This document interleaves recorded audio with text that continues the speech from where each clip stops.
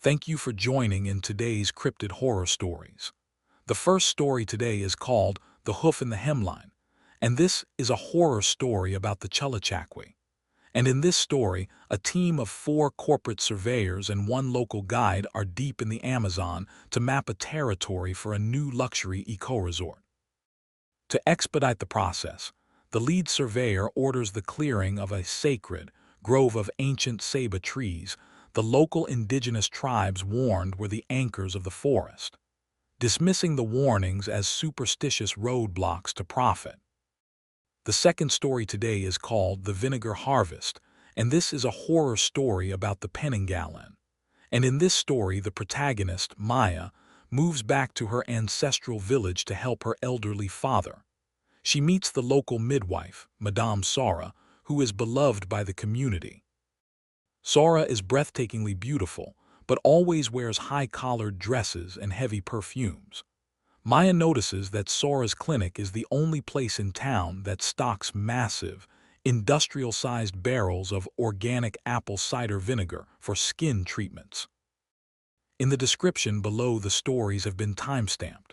Also, don't forget to hit the like and subscribe button so you don't miss the stories yet to come. Now for today's cryptid horror stories, I hope you all enjoy. The Hoof in the Hemline. The camera sees it before the ear hears it. A close-up of a perfectly manicured human foot, the toenails painted a tasteful mauve, the skin smooth and moisturized, stepping delicately into a muddy puddle on the floor of the Amazon rainforest. The foot sinks 2 inches into the brown water, the mud sucking at the heel, and the shot holds for a beat, 1, 2, 3, before the second step comes. The second step is wrong. The second foot comes down not beside the first but slightly behind, and it is not a foot. It is a hoof. A heavy, blackened, cloven hoof, wide as a dinner plate, pressing into the mud with a weight that displaces the water not in a splash but in a slow, heavy surge, the mud parting around it like dough around a fist. The displacement is too large, too forceful for anything that size, as though the hoof belongs to something much bigger, something whose mass is not visible in the frame, something that is carrying only a fraction of its weight on this one appendage, the rest of it suspended or shifted or hidden in the green darkness beyond the camera's reach. The puddle goes still, the mud settles, the scene is silent. No birds, no insects, no wind, none of the constant ambient noise that the rainforest produces as a matter of course, the biological static that is so omnipresent that you stop hearing it until it stops. And then in the silence, a sound, someone humming. The melody is slow, minor key, a lullaby that hasn't been sung in the village for 40 years, a melody that belongs to the Kafan people, and that was used to calm infants during the nights of the jaguar moon, when the forest was said to walk and the boundary between the living and the dead was thin as spider silk.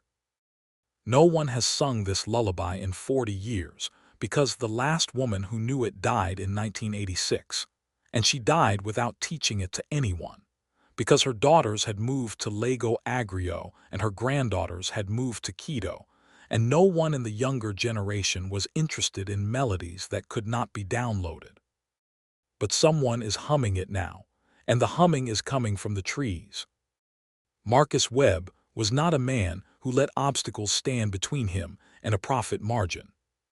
He was 41, a senior project manager for Meridian Eco Ventures, a company that specialized in the acquisition and development of sustainable luxury properties in remote, ecologically sensitive locations, properties that combine the 5-star amenities that wealthy travelers expected with the glossy, greenwashed language of environmental stewardship that allowed those travelers to feel good about spending $4,000 a night in a bungalow made of reclaimed wood in the middle of a jungle.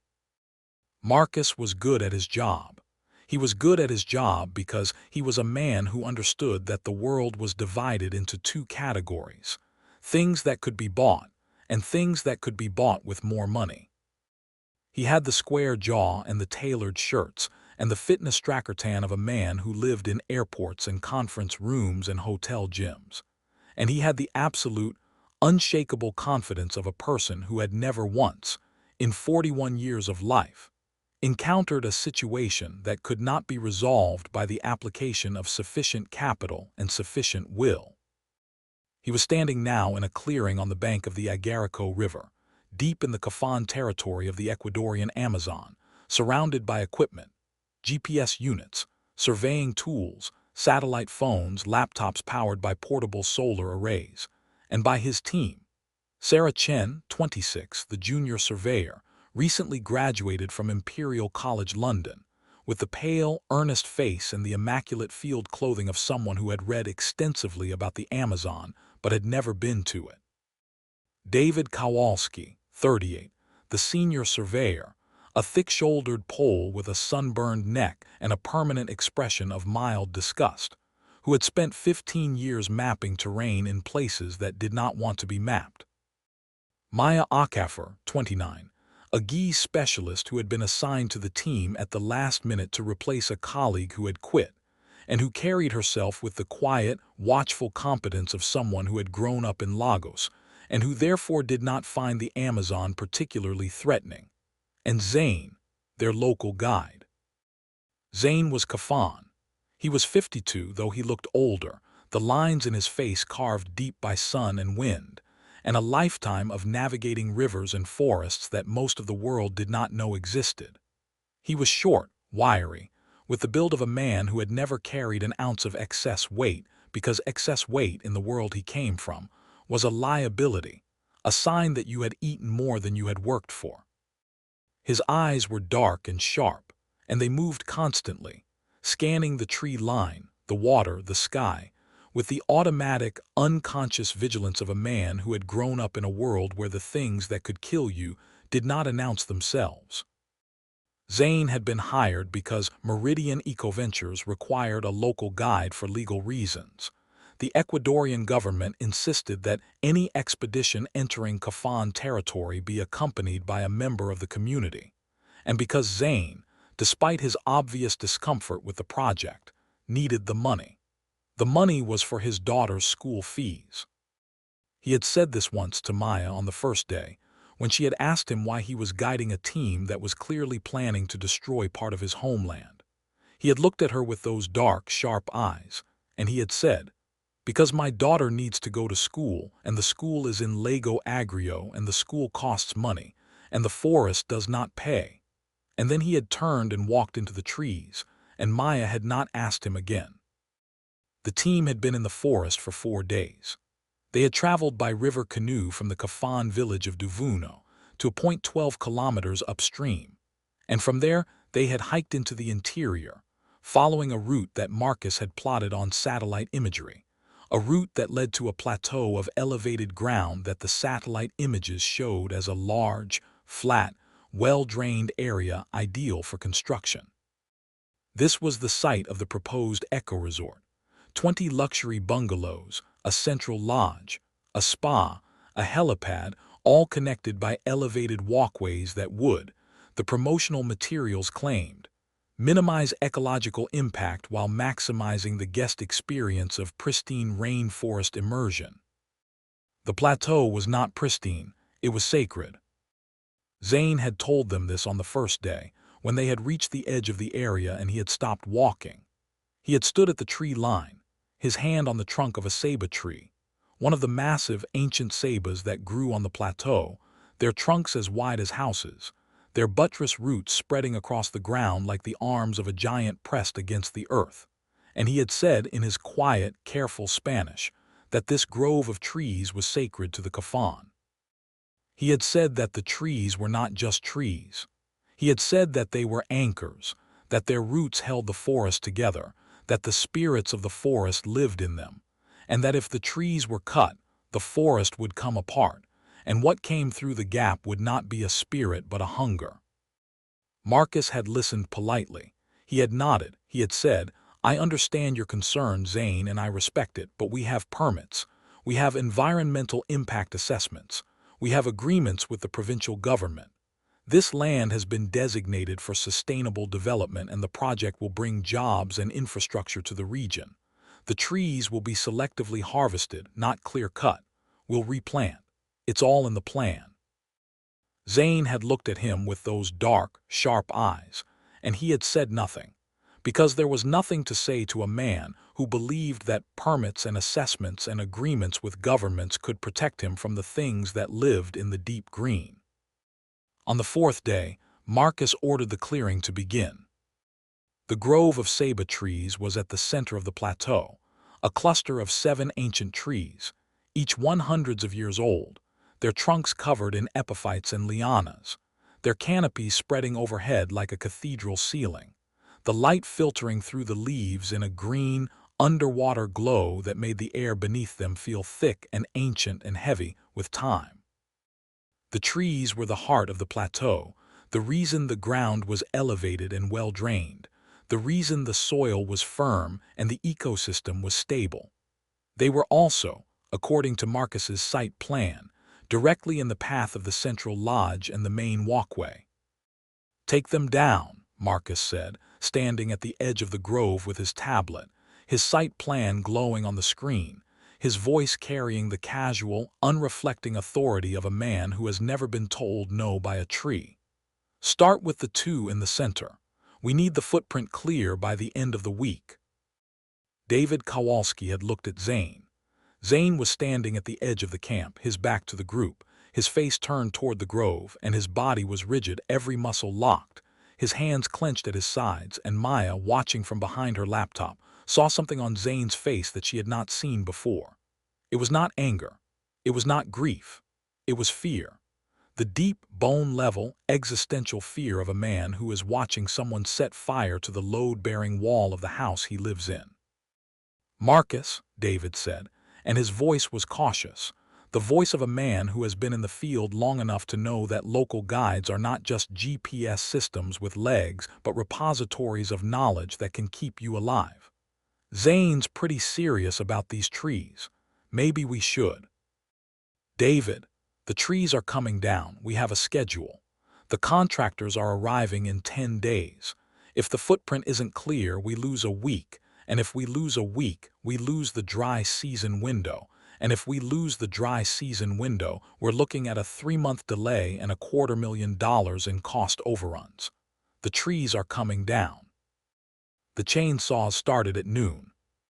The sound was obscene.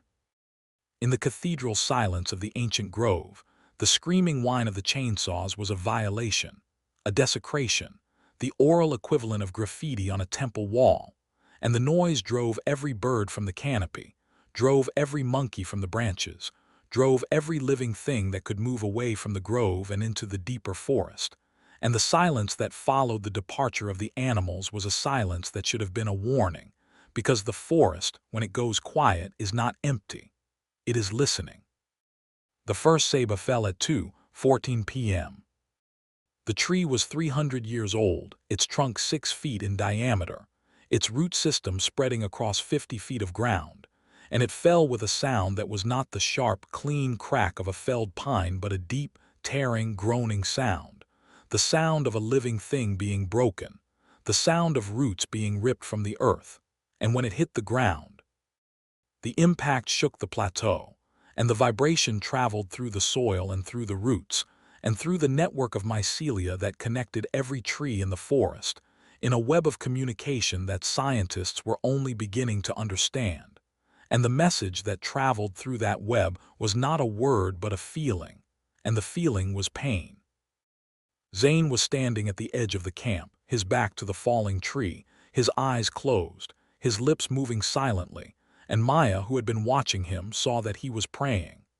Not to a god, not to a deity, but to the forest itself, to the thing that lived in the deep green, the thing that the trees held back, the thing that the roots kept in place, the thing that Zane had tried to warn them about and that Marcus had dismissed as superstition. The second tree fell at 3:47 p.m. The third fell at 5:12 p.m., just as the light was beginning to fade, the short tropical twilight pressing in from all sides, the shadows lengthening, the green light beneath the remaining trees turning dark and thick and old. Marcus called a halt for the night. 3 trees down, 4 remaining. The footprint was half clear. He was satisfied. He ate his ration-packed dinner with the appetite of a man who has had a productive day, and he reviewed the site plan on his tablet, and he made notes, and he did not notice that Zane had not eaten, that Zane was sitting at the edge of the camp with his back to the group and his face to the forest, and that the forest was looking back. That night the forest was wrong. Maya noticed it first because she was the one who could not sleep, her mind buzzing with the data she had been processing, the geese models she had been building, the topographic maps she had been rendering on her laptop. She lay in her tent, listening, and what she heard, or rather, what she did not hear, made the hair on her arms stand up. The forest was silent, not quiet silent. The constant ambient noise of the rainforest at night, the insects, the frogs, the birds, the distant howler monkeys, the closer, more intimate sounds of things moving through the undergrowth was gone. All of it. Gone. As though someone had pressed a mute button on the entire ecosystem, as though every living thing in the forest had simultaneously decided to stop making noise, to hold its breath, to wait. And in the silence, a sound. Faint, barely audible, coming from the direction of the fallen trees. A rhythmic, soft, wet sound like something breathing, like something feeding, like something that had been sleeping for a very long time and that had been woken by the falling of the trees, and that was now in the darkness and the silence, beginning to move. Maya did not sleep. Sarah Chen heard her mother's voice at 6:14 a.m. She was scouting ahead, as she did every morning, walking a transect line through the forest with her clipboard and her GPS unit, marking waypoints and noting topographic features, the dew soaking her field clothes, the early morning light filtering through the canopy in shafts of gold that made the forest look, for a moment, like something out of a storybook, beautiful and benign and welcoming. She heard her mother's voice. "Sarah, Sarah love, come here, I need you." Sarah stopped. She stood in the middle of the transect line, her clipboard at her side, her GPS in her hand, and she listened, and the voice came again from the thicket to her left, from the deep green, from the shadows between the trees. "Sarah, it's Mum, I'm over here, come and find me." It was her mother's voice. It was unmistakably, impossibly, undeniably her mother's voice. The particular South London accent, the specific intonation, the way she said love as a term of address, the way she elongated the in Sarah into something closer to Sarah, every detail precise, every nuance perfect. As though the voice had been recorded and replayed, except that it had not been recorded, because Sarah's mother was in London, 5,000 miles away, in a semi-detached house in Croydon, and she was not in the Amazon, she was not in the thicket, she was not calling her daughter's name from the shadows between the trees. "Sarah, come on, love, I'm waiting." Sarah's rational mind, the mind that had earned a first-class degree from Imperial, the mind that understood satellite orbital mechanics and spectral analysis, and the mathematical relationship between wavelength and resolution, told her that this was impossible, told her that she was hearing things, told her that the heat, the humidity, the exhaustion of 4 days in the field, and the stress of the deforestation, the sound of those trees falling, the sight of those ancient trunks crashing to the ground, the look on Zane's face, had combined to produce an auditory hallucination, a psychological artifact, a glitch in the machinery of her perception. But the voice was so real, so present, so exactly her mother's voice, down to the smallest detail, that Sarah's eyes filled with tears. Because she missed her mother, she missed her terribly. She had been in the field for 4 days, and she had not called home because the satellite phone was for work use only. And she missed her mother's voice and her mother's kitchen and her mother's hands, and the voice was so real that she took a step toward the thicket before she caught herself, before she stopped, before her rational mind reasserted itself and said, firmly, loudly, in a voice that was her own voice inside her own head, "That is not your mother. Your mother is in London. Do not go into the thicket. Sarah, please, I need you." She took another step. The voice was closer now, warmer, more insistent. And it was not just the words but the emotion in the words. The love, the need, the particular, specific quality of maternal longing that Sara had heard 1,000 times, on the phone, at the door, in the kitchen. The quality that said, "I am your mother and I love you and I need you and you should come to me." And it was pulling her like a current, pulling her toward the deep green, and she took another step, and the undergrowth closed around her, and the light changed, and the trees were different here, taller, older. The canopy so thick that the sky was invisible, the air so humid that it was like breathing through a wet cloth, and the voice was all around her now, not coming from one direction but from everywhere. And Sara realized, in the last clear moment before the forest took her, that the voice was not her mother's voice, that it had never been her mother's voice, that it was something that had listened to the forest, that had heard the frequency of human longing, that had learned to produce that frequency with the precision of a machine and the patience of a predator, and that she had walked into its mouth. The clipboard fell to the ground.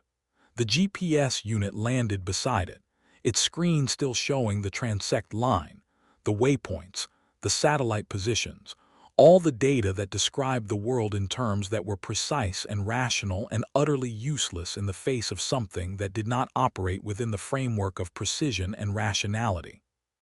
A sound, a heavy, wet, organic sound like a sack of meat being dropped into water, and then silence. They found the clipboard first. David found it lying on the ground at the edge of the thicket, the data sheet still clipped to it, the pen still attached by its string. The GPS unit was beside it, the screen cracked, the battery dead. There was no sign of Sara. "Sara," David shouted, his voice flat and final against the trees. "Sara." The forest absorbed the sound. The trees drank it, the leaves swallowed it, the canopy took it and did not give it back. And the silence that followed was the silence that Maya had heard the night before. The wrong silence, the listening silence, and David felt it. The wrongness of it in his stomach, in his legs, in the hairs on his arms. "Marcus," David said into the radio. "Sara's gone. She's not on the transect. I found her gear but no Sara." Marcus's voice came back flat, annoyed. "She probably just went off the line to take a piss. Give her 10 minutes.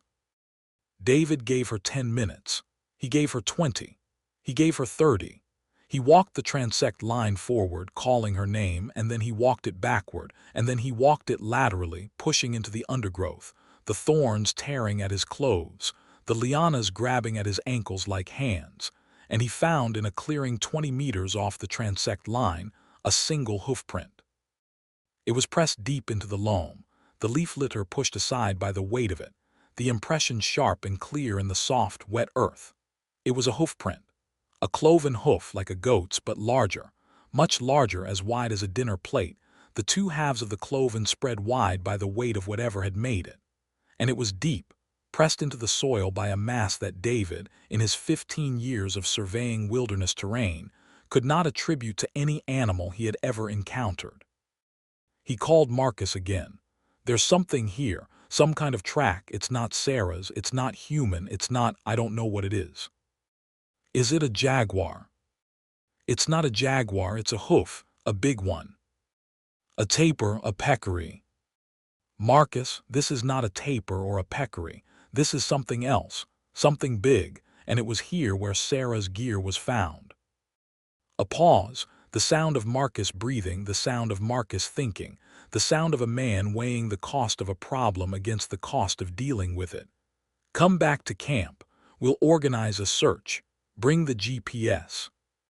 David walked back to camp, carrying the clipboard and the cracked GPS unit, and behind him in the thicket, something moved between the trees with a gait that was not walking but swaying, a rhythmic, side-to-side motion that was almost dancing, and the humming started again. The lullaby, the ancient kafan melody that no one had sung in 40 years, and the voice that hummed it was Sara's voice now, because the thing in the green had heard Sara's voice, had tasted the frequency of it, and was learning to wear it like a skin. The camp was a ruin of bad decisions. Marcus had ordered the clearing of 3 ceiba trees, and the results were scattered around the site in the form of sawdust, wood chips, and the massive, prone trunks of ancient organisms that had been alive longer than the country they were in. The stumps were fresh, the cut surfaces pale and weeping sap, and the smell of the wounded trees filled the camp with a sharp, resinous odor that was not unpleasant but was wrong. The way the smell of blood is not unpleasant but is wrong when it is your own. The team gathered in the center of the camp, and the mood was ugly. David was pacing, his sunburned neck darker than usual, his hands clenching and unclenching around the clipboard he had retrieved from the thicket. Maya was sitting on a supply crate, her laptop open, her face tight with the controlled, focused fear of someone who is running calculations that she does not want to believe. Zane was standing at the edge of the camp, his back to the group, his face to the forest, and he was not pacing and was not sitting and was not looking at anyone, because he was listening, and what he was listening to was not something that the others could hear, not yet, but that he could hear clearly, the way an animal hears the first tremors of an earthquake that the instruments have not yet registered. Marcus was standing in the middle of the camp with his tablet and his authority, and he was doing what he always did when a situation went sideways. He was taking control, he was assigning blame, he was constructing a narrative that placed the problem outside himself. "She probably got lost," he said. "She's a city kid, she's never been in primary forest. She panicked, she ran, she got disoriented. It happens. We'll organize a search pattern, we'll use the GPS, we'll find her." "Marcus," David said, and his voice was strained, pulled tight as a wire. "There was a hoof print, a big one, in the spot where she disappeared. That's not a lost hiker, that's something else." "What do you want me to say, David? That a mythical forest monster took her. We're professionals. We operate in reality. She's lost, she's probably scared, and she's waiting for us to find her. So let's find her." "Zane," Maya said, looking up from her laptop, "what do you know about this?" Zane did not turn around. He stood with his back to the camp, his eyes on the trees, and for a long moment he did not answer, and the silence was heavy and full of the weight of a man who knows something that he does not want to say, because saying it makes it real, and making it real makes it his responsibility, and his responsibility is the last thing he wants. Because his responsibility is to his daughter, to the school fees, to the future, and not to the thing in the forest, not to the ancient, patient, hungry thing that the trees held back, and that the trees no longer hold back because a man with a tablet and a chainsaw decided that the trees were in the way. "The Chullachaki," Zane said, and the word came out of him slowly, reluctantly, like a stone from a deep well. "It is a spirit, not a good spirit, not a bad spirit, an old spirit, older than the kafan, older than the trees. It lives in the deep green in the parts of the forest that the roots hold together. When the roots are cut, the green comes apart and the Chullachaki comes through." "What does it do?" Maya asked. "It takes your face, it takes your shape. It calls you with the voice of someone you love, and when you come to it, it takes you, not your body, your direction, your sense of where you are. It feeds on that, on the part of your mind that knows up from down and left from right and here from there. And when it has fed enough, when you have lost yourself completely, it takes your body too."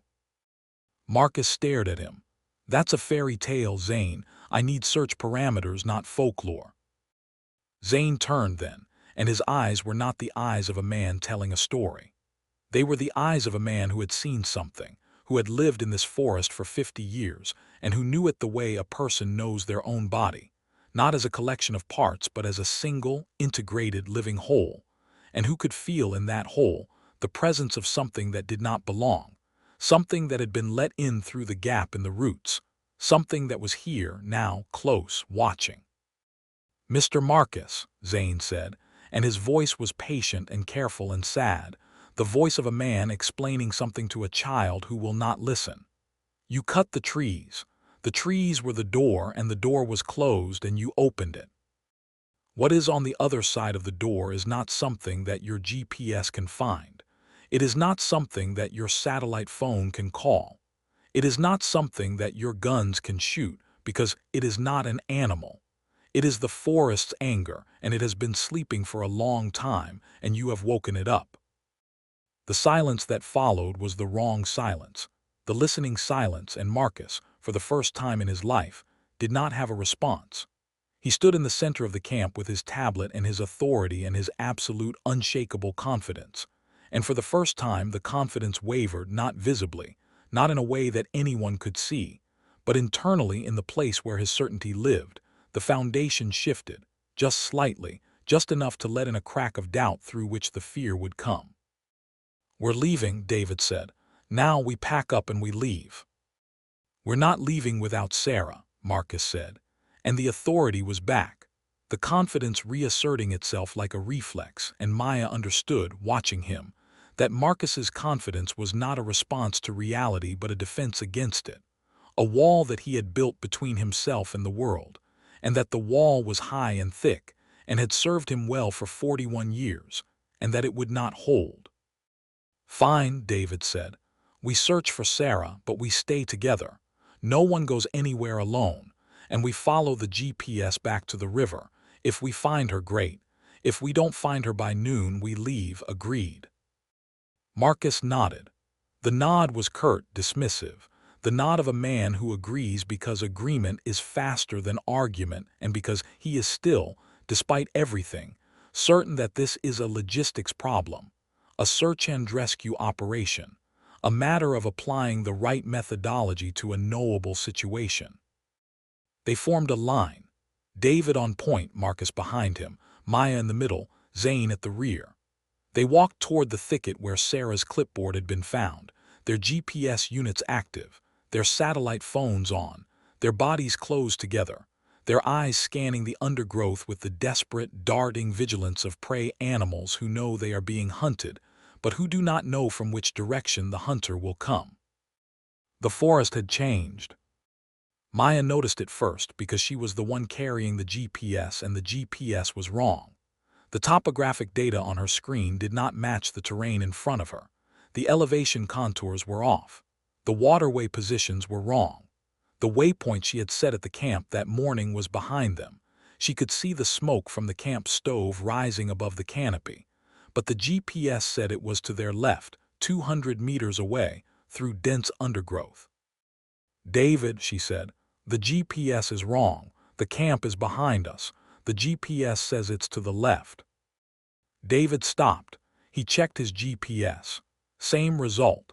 The satellite positions were nominal, the signal strength was good, the data was internally consistent, and it was completely, fundamentally wrong. "Marcus," David said, "we've got a GPS malfunction. Both units are giving bad data." Marcus checked his own unit. "Mine's fine. Camp is at bearing 187, 400 meters. "Marcus, I can see the camp smoke. It's at bearing 220, not 187. Your unit is wrong too." Marcus looked at the smoke. He looked at his GPS. He looked at the smoke again.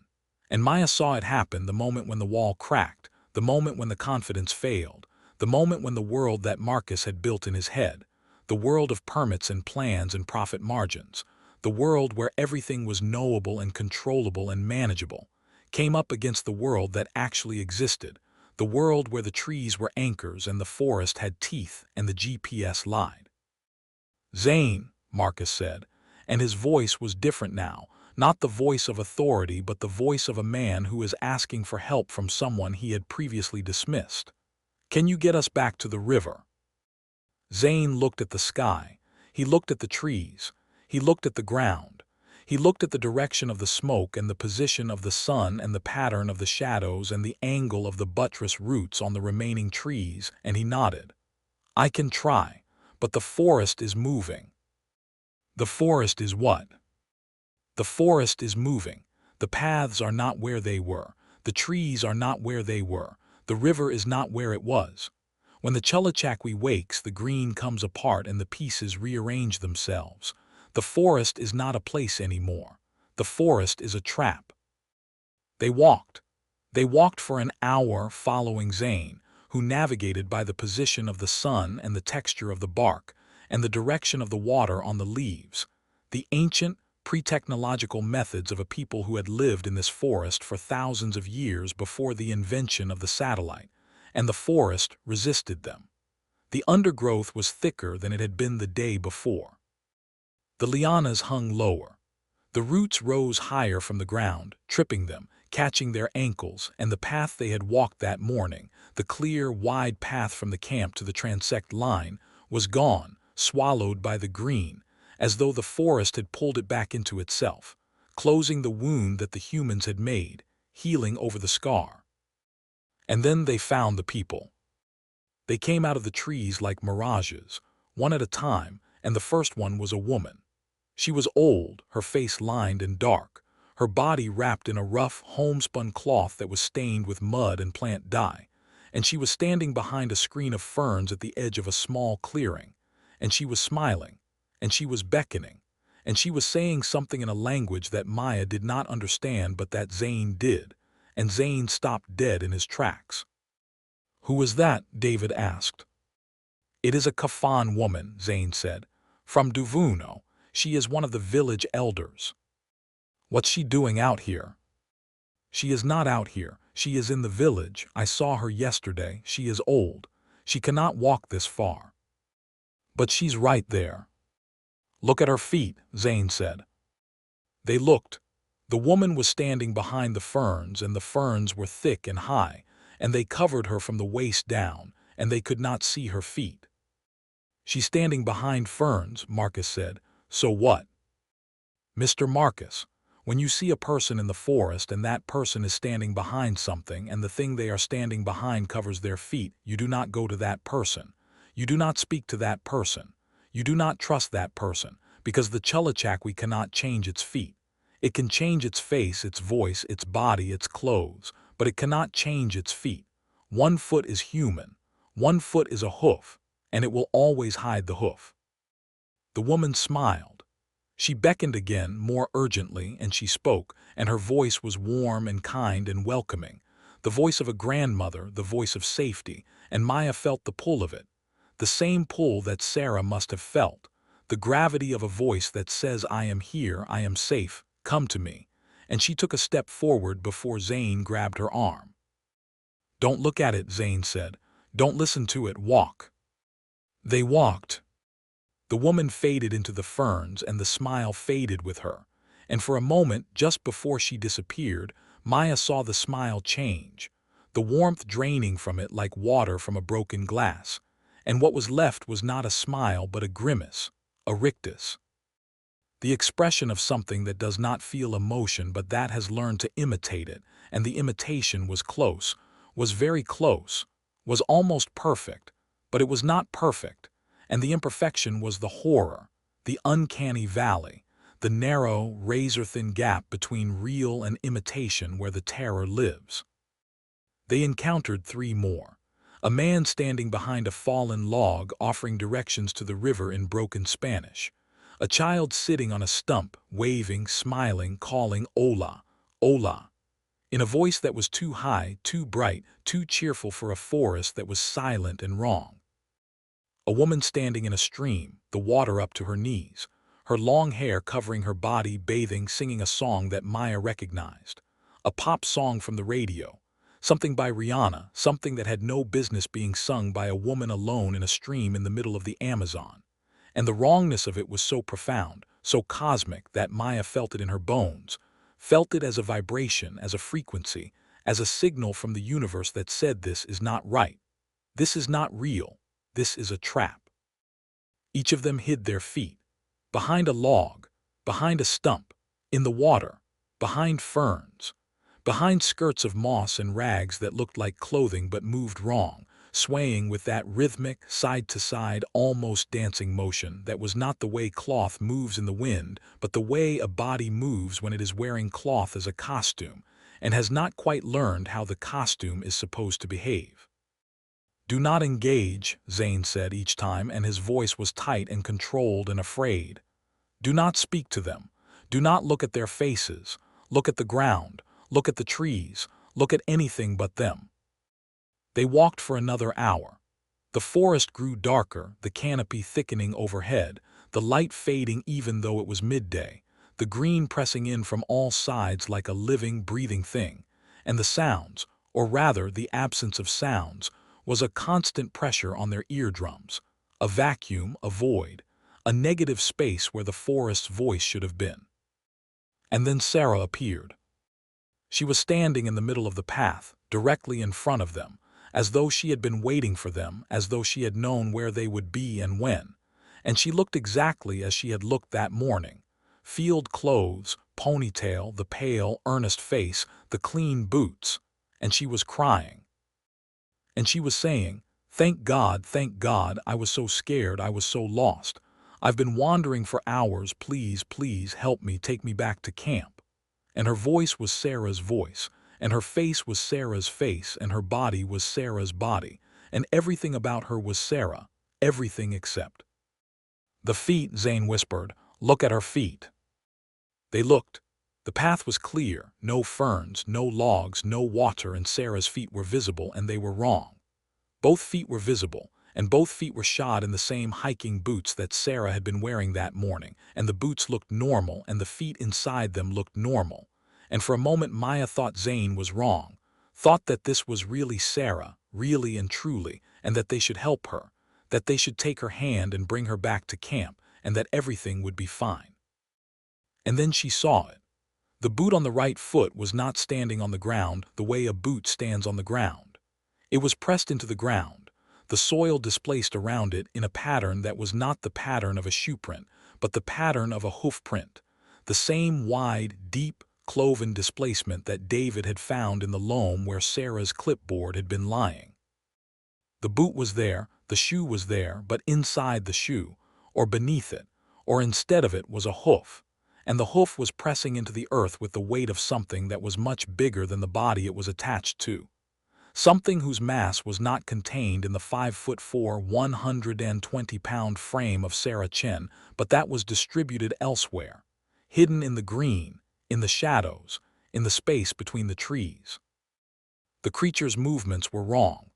Maya saw it now, the detail that her mind had been trying to register and that she had been suppressing, the detail that was the key to the uncanny valley. The movements were rhythmic. Not fluid, not natural, not the random, organic, unpredictable motion of a living body, but a patterned, metronomic, almost musical motion, as though the creature was not walking but dancing, always dancing, swaying to a rhythm that was inaudible, that came from somewhere else, from the deep green, from the thing that the creature was a part of, the thing that had woken when the trees fell. It's not Sora, Maya said. Sora stopped crying. The tears dried on her cheeks instantly, not gradually, not the way tears dry, but all at once, as though someone had pressed a button, as though the tears were a program that had been switched off. The face changed, not the features which were still Sora's, but the expression, the quality, the thing behind the eyes that made a face a person and not a mask. And what was behind the eyes was not Sora, was not a person, was not anything that had ever been a person. It was old, it was patient, it was hungry, and it was smiling. Sora tilted her head to the side, the way a bird tilts its head, and the movement was wrong, too far, the neck bending at an angle that a human neck cannot achieve, the head rolling on the axis of the spine in a way that suggested not flexibility but the absence of bones, the absence of the structural constraints that limited the motion of a human body. And the smile widened, and the teeth were Sora's teeth, and they were perfect, and they were wrong because they were too perfect, too symmetrical, too precisely arranged, as though they had been designed rather than grown, as though they were a copy of teeth rather than teeth themselves. "Come and find me," Sora said, and the voice was Sora's voice, but the way it said the words was different. The cadence was off.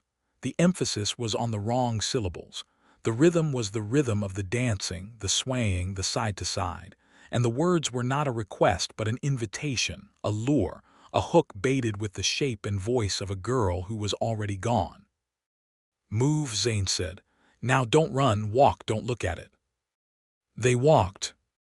They walked past Sora, who stood in the middle of the path and watched them go, the head tilting and rolling, the body swaying, the smile unwavering, and as they passed, Maya heard the humming, the lullaby, the ancient kafan melody, but now it was not just humming, now it was singing.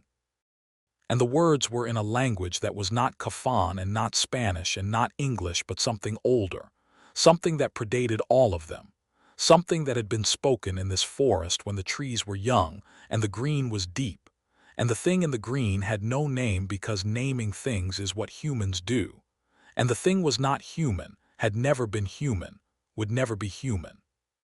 They made camp that night in a hollow between two buttress roots of a ceiba, one of the 4 remaining trees, a giant whose trunk was so wide that 10 people could not have linked arms around it.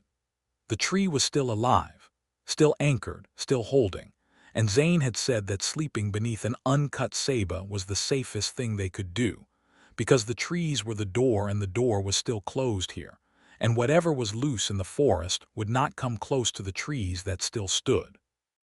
But the forest around them was wrong, and getting wronger. The silence was no longer just the absence of animal sounds.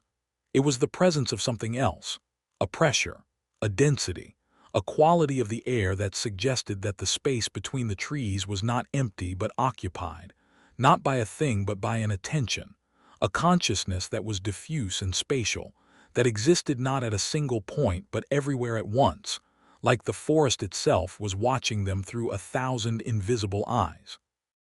And in that silence there were sounds, faint, distant, maddeningly familiar, that were not the sounds of the forest but the sounds of people. A voice calling a name, a laugh, a snippet of a song.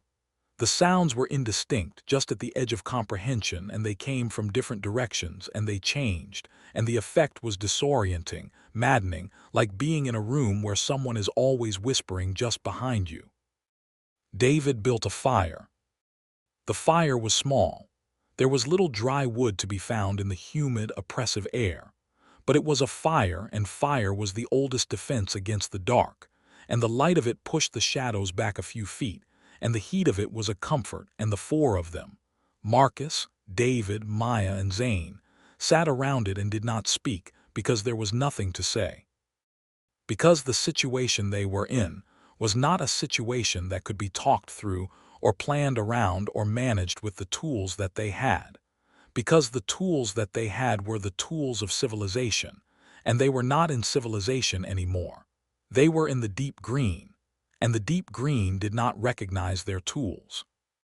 Marcus was the first to crack. Not visibly, not dramatically. He did not weep or rage or collapse, but in a small, specific way that Maya, watching him, recognized as the beginning of the end.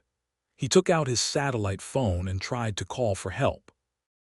The phone had a signal, 3 bars, strong, the satellite connection nominal, and he dialed the number of the Meridian EcoVentures office in Quito, and the phone rang, and the ringing stopped, and there was a voice. But the voice was not the voice of the office receptionist or the project director or anyone at Meridian EcoVentures.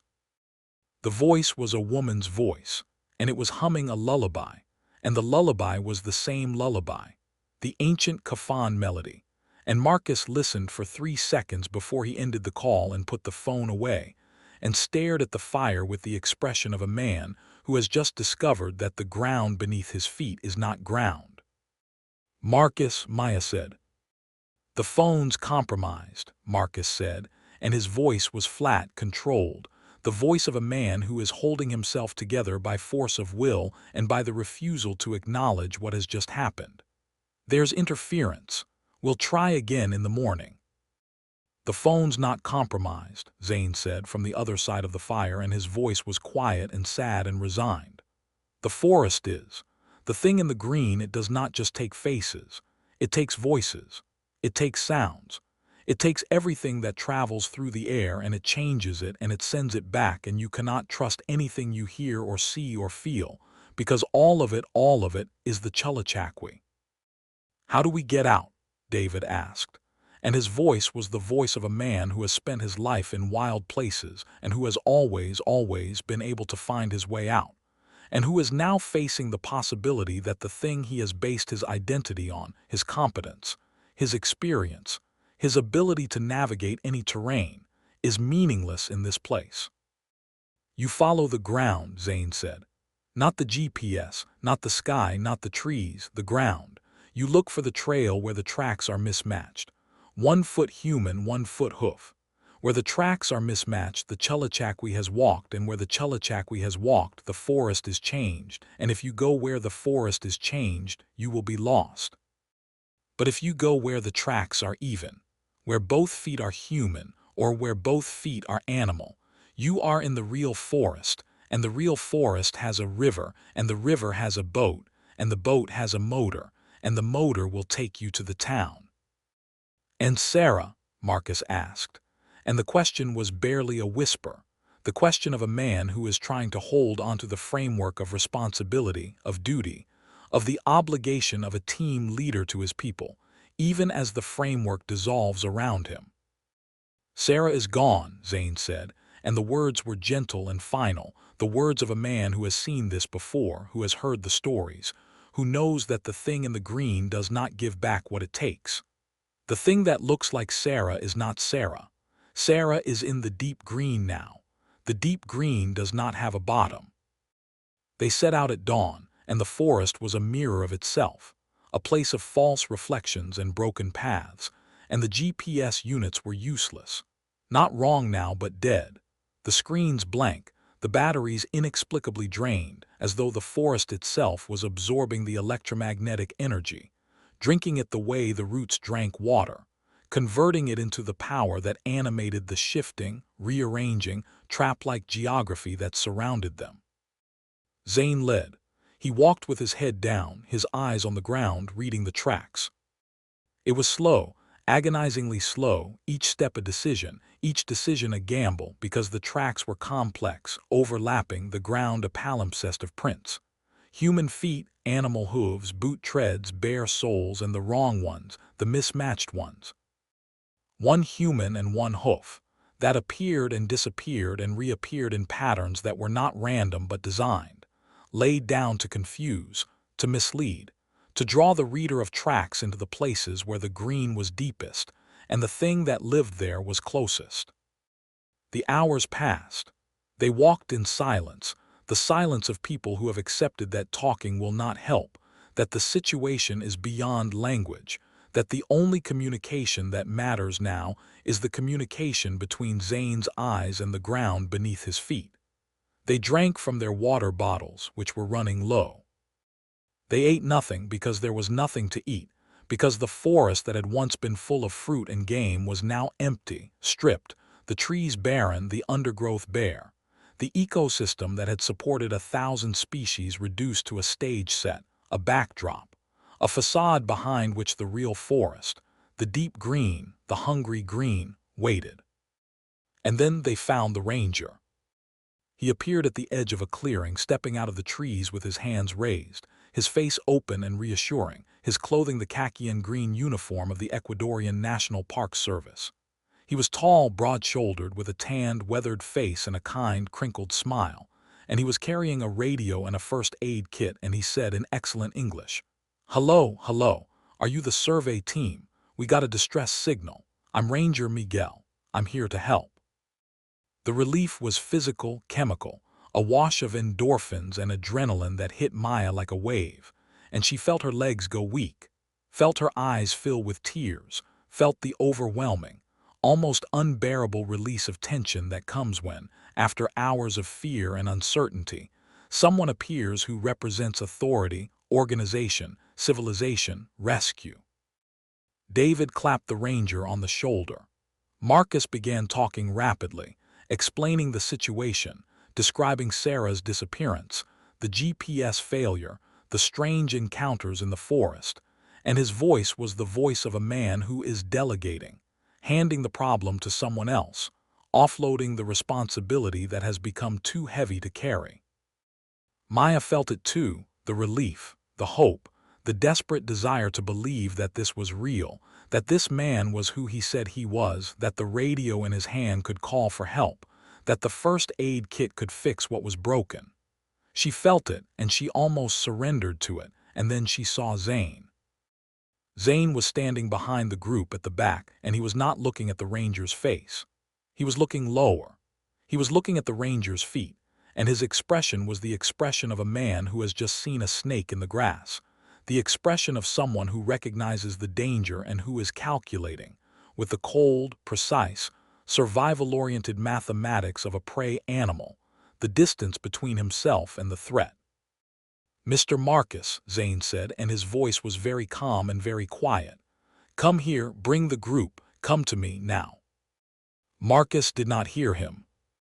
Marcus was talking to the ranger, describing the route back to the river, and the ranger was nodding, smiling, helpful, and he was pulling a map from his pocket, unfolding it, holding it up, and he was saying, "Yes, yes, the river is this way, about 2 kilometers. I can take you there. I have a boat at the dock. I can get you all out." And his voice was perfect. His Spanish accent was perfect. His English was perfect. Everything was perfect. And that was the problem, because nothing in the Amazon is perfect. Nothing in the deep green is clean and crisp and precise. And the perfection of this man was the flaw, the tell, the hoof in the hemline. "Marcus," Zane said again louder, "do not take the map." Marcus turned, annoyed. "Zane, what?" "Look at his feet." Marcus looked. The ranger was standing on a root, a thick exposed root that ran across the clearing, and he was leaning on it, leaning heavily, leaning to the right, and the lean was wrong, not the lean of a tired man or a man with a bad hip, but the lean of something that is compensating for a structural asymmetry. Something that has 2 different kinds of legs, and that is trying, with the desperate, constant effort of a tightrope walker, to keep them both under the same body. The ranger's right foot was visible. A boot, laced, sturdy, the kind of boot that a park ranger would wear, mud-spattered and worn. The left foot was behind the root, hidden, and the ranger was standing in a way that kept it hidden, the way the woman behind the ferns had kept her feet hidden, the way the man behind the log had kept his feet hidden, the way every false thing in this forest kept its feet hidden, because the feet were the truth, and the truth could not be changed. "Show us your left foot," Zane said, and his voice was no longer quiet.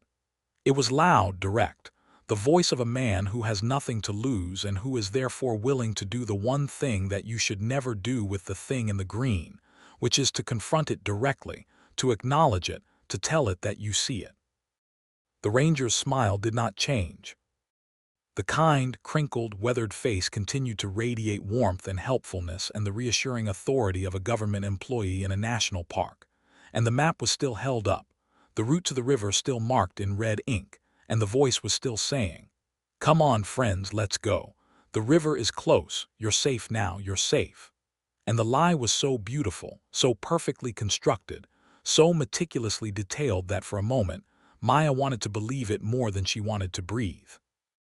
"Show us your left foot," Zane said again, and he stepped forward past Marcus, past David, past Maya, and he was standing directly in front of the ranger, and his eyes were on the root, on the hidden foot, and his hand was on the knife he carried at his belt. The ranger stopped talking. The smile did not disappear, it transformed, the way the Sarah's smile had transformed, the warmth draining out of it, the humanity draining out of it, and what was left was not a smile but a display, the baring of teeth, the way an animal bares its teeth when it is no longer hiding and no longer hunting, and has moved directly to the moment of confrontation. The ranger reached down slowly and stepped over the root, and the left foot came into view. It was a hoof, a massive, blackened, cloven hoof, the same hoof from the puddle, the same hoof from the track in the loam, the same hoof that had been pressing into the earth with the weight of something much bigger than the body it was attached to. And now, with the camouflage broken, the body was changing, not all at once, not in a flash of smoke or a magical transformation, but in a slow, wet, terrible unfolding, the skin rippling, the bones shifting beneath the surface, the face losing its symmetry, the features sliding, melting, rearranging themselves the way wax rearranges near a flame. The transformation was grotesque. It was not a smooth, elegant metamorphosis, but a messy, wet biological process. The sound of it, stretching, popping, the wet snap of joints relocating, the sucking sound of skin being pulled and reshaped, filling the clearing with a noise that was worse than screaming, because it was the sound of a body being taken apart and put back together in real time, the sound of the uncanny made audible.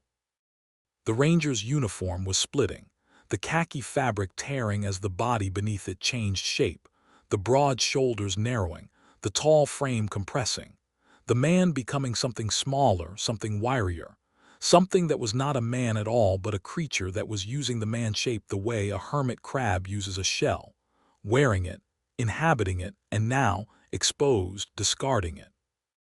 The creature that emerged was small, no more than 4 feet tall, and it was old, impossibly old, its skin dark and wrinkled and textured like the bark of a tree, its face a grotesque, exaggerated caricature of a human face, with a wide mouth and deep-set eyes and a nose that was flat and wide and that flared with each breath, sniffing the air, smelling them, their sweat, their fear, their blood. One foot was still wearing the boot, the human foot still visible inside it, pale and small and wrong against the dark, wrinkled skin. The other foot was the hoof, and the hoof stamped the ground once, twice, and the stamping was rhythmic, and the rhythm was the rhythm of the dancing, the swaying, the lullaby, and the creature was humming again, and the humming was coming from its throat, and the throat was vibrating, and the sound was not a human sound but a forest sound, the sound of the deep green speaking with a voice. And then it moved. The speed was the thing. The creature was small, and it was old, and its body was wrinkled and bent and looked as though a strong wind would break it. But when it moved with a velocity that was not possible for a body of that size and that age, a velocity that was not running but something else. A propulsion, a launching, as though the creature were not moving under its own power but being moved, being carried by the green, by the forest, by the thing that was the forest and that was also the creature, the distributed consciousness that lived in the space between the trees. It went up, not forward, not toward them, up into the canopy, scaling a trunk with a speed and a fluidity that made Maya's stomach drop, the 4-foot body ascending the vertical surface as though gravity were a suggestion rather than a law, the claws now, where there had been fingers, long, curved, dark claws, digging into the bark, the body flowing upward like water running in reverse. And then it was in the canopy, and it was invisible, and the only evidence of its presence was the sound, a rustling, a shifting, the sound of something moving through the leaves above their heads, circling, positioning, choosing its moment. "Move," Zane shouted, and they ran. They ran through the clearing, through the undergrowth, crashing through the ferns and the lianas, their feet slipping on the wet ground, their breath tearing in and out of their lungs. And above them the sound followed, the rustling, the shifting, the creature in the canopy tracking them, pacing them, and the humming was all around them now, not coming from the creature but from the forest itself, the trees vibrating with it, the leaves humming with it, the entire green world resonating with the ancient, patient hunting song of the Chullachaki. David was the first to go. He was running behind Marcus, his thick, strong legs pumping, his breath ragged, and Maya was behind David, and she saw it happen. Something dropped from the canopy, not the creature itself but a vine, a liana, a thick, woody vine that fell like a rope, like a lasso, and it wrapped around David's neck and it tightened, and David was jerked off his feet, lifted, pulled upward. His body swinging into the canopy with a force that made no physical sense, a force that suggested not a creature pulling but a forest pulling, the entire ecosystem acting as a single organism, a single weapon, a single hungry thing that had decided that David Kowalski was food. David's scream was cut short. Not silenced, cut short, the way a wire is cut, the sound severed at its source, and the source was David's throat, which was now constricted by the vine, and the vine was not just squeezing but growing, extending new tendrils, new shoots, wrapping around David's body with the deliberate, exploring thoroughness of a thing that is not killing but capturing, not destroying but taking apart. And the last thing Maya saw before she turned and ran was David's face, his sunburned, disgusted, permanently annoyed face, and the expression on it was not disgust or annoyance or fear but surprise. The simple, childlike surprise of a man who has encountered something that does not fit into any framework he has, any experience he has, any understanding he has, and who is, in the last moment of his life, reduced to a state of pure, uncomprehending wonder. "David!" Marcus screamed, and he stopped, and he turned, and he reached for David, and the vine pulled David into the canopy, and the canopy swallowed him, and the sound of him, his voice, his breath, his life, was gone, absorbed, taken, and the forest was silent again, the wrong silence, the listening silence, and the only sound was the stamping of a hoof, somewhere in the green, rhythmic, patient, unhurried. "Keep moving," Zane shouted, and he grabbed Marcus's arm and pulled him, and Marcus stumbled, and they ran, the three of them now, Marcus, Maya, and Zane, running through a forest that was no longer a forest but a trap, a living, thinking, hunting trap, and the trees were the walls of the trap, and the undergrowth was the floor of the trap, and the thing in the canopy was the mechanism, and they were the prey. Marcus was slow. He was a gym man, a treadmill man, a man whose fitness was designed for the controlled environment of a hotel exercise room, not for the chaotic, unpredictable, ankle-breaking terrain of a rainforest floor, and his legs were failing, his breath was failing, his body was failing, and he was falling behind. And Maya could hear him, his gasping, his stumbling, the sound of his boots on the ground, the sound of his body hitting trees and bouncing off, and she could hear, behind and above him, the rustling, the tracking, the thing in the canopy keeping pace, matching his speed, staying just above him, choosing its moment. "Marcus, run!" Maya screamed, and Marcus ran, and he almost made it. He almost made it to the edge of the clearing where Maya and Zane had stopped, to the point where the trees thinned and the ground sloped down toward what might have been a river, what might have been the river, what might have been the way out. He almost made it, and then the ground opened beneath him. Not a hole, not a pit, a mouth. The ground itself opened, the leaf litter and the soil and the roots splitting apart to reveal a cavity beneath the surface. A cavity that was dark and wet and lined with something that was not soil and not root but flesh, pink and glistening and ridged, and the ridges were teeth, and the mouth closed around Marcus's legs, and Marcus screamed. And the scream was the worst sound Maya had ever heard, worse than David's severed cry, worse than the humming, worse than the silence, because the scream was the sound of a man who has been swallowed by the earth and who knows, in the moment of his swallowing, that the earth is not earth but a living thing, and that he is being eaten. Marcus was pulled down. His hands clawed at the ground, his fingers digging into the soil, his nails tearing, his body being drawn into the mouth of the forest itself, and the mouth chewed, not metaphorically but literally, the ridges of tissue contracting and relaxing, the motion visible through the skin of the ground. And the sound was the sound of something being processed, being broken down, being taken apart by a biological system that was not a digestive system but a feeding system, a system that did not just eat the body but ate the sense of self, the direction, the knowing, the thing that made a person, and that the Chullachaki consumed the way a fire consumes wood. Marcus's face was the last thing to go down. His eyes were open, and they were looking at Maya, and they were screaming, and his mouth was open, and he was trying to say something, a word, a name, a prayer, but the ground was pulling him under, and the mouth was closing, and the leaf litter was falling back over the opening, and the forest floor was smooth and seamless and undisturbed, as though nothing had happened, as though Marcus Webb had never existed. Maya screamed. She screamed until her throat was raw and her vision was dark, and Zane grabbed her and held her and said, "We go now, we go now, we go now." And they ran, and they ran, and they ran. They ran for what might have been hours or what might have been minutes, because time in the deep green was not time as Maya understood it. Time was a rhythm, a pulse, a beat, and the beat was the beat of the hoof, the stamping, the dancing, the lullaby that the forest was singing to itself as it rearranged its furniture, moving the trees and the paths and the rivers like a host preparing for guests who would never leave. Zane stopped. They were in a part of the forest that Maya did not recognize because it was not on any map, not in any satellite image, not in any dataset, because this was the deep green, the real forest, the forest behind the forest, the place where the ceiba roots anchored and the Chullachaki lived, and the trails were not trails but tendrils, extensions of the creature's body, pathways through its flesh.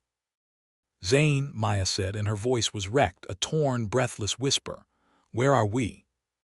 I don't know, Zane said, and the admission cost him something. Maya could see it, the way his face tightened, the way his eyes went hard, the way a man who has always known where he is confronts the reality of being lost. The forest has changed. This is not the forest I know. This is the inside. The inside of what? Of the Chullachaki. We are not in the forest anymore. We are in it. The green, the trees, the ground, this is its body. We are inside its body. Maya looked around.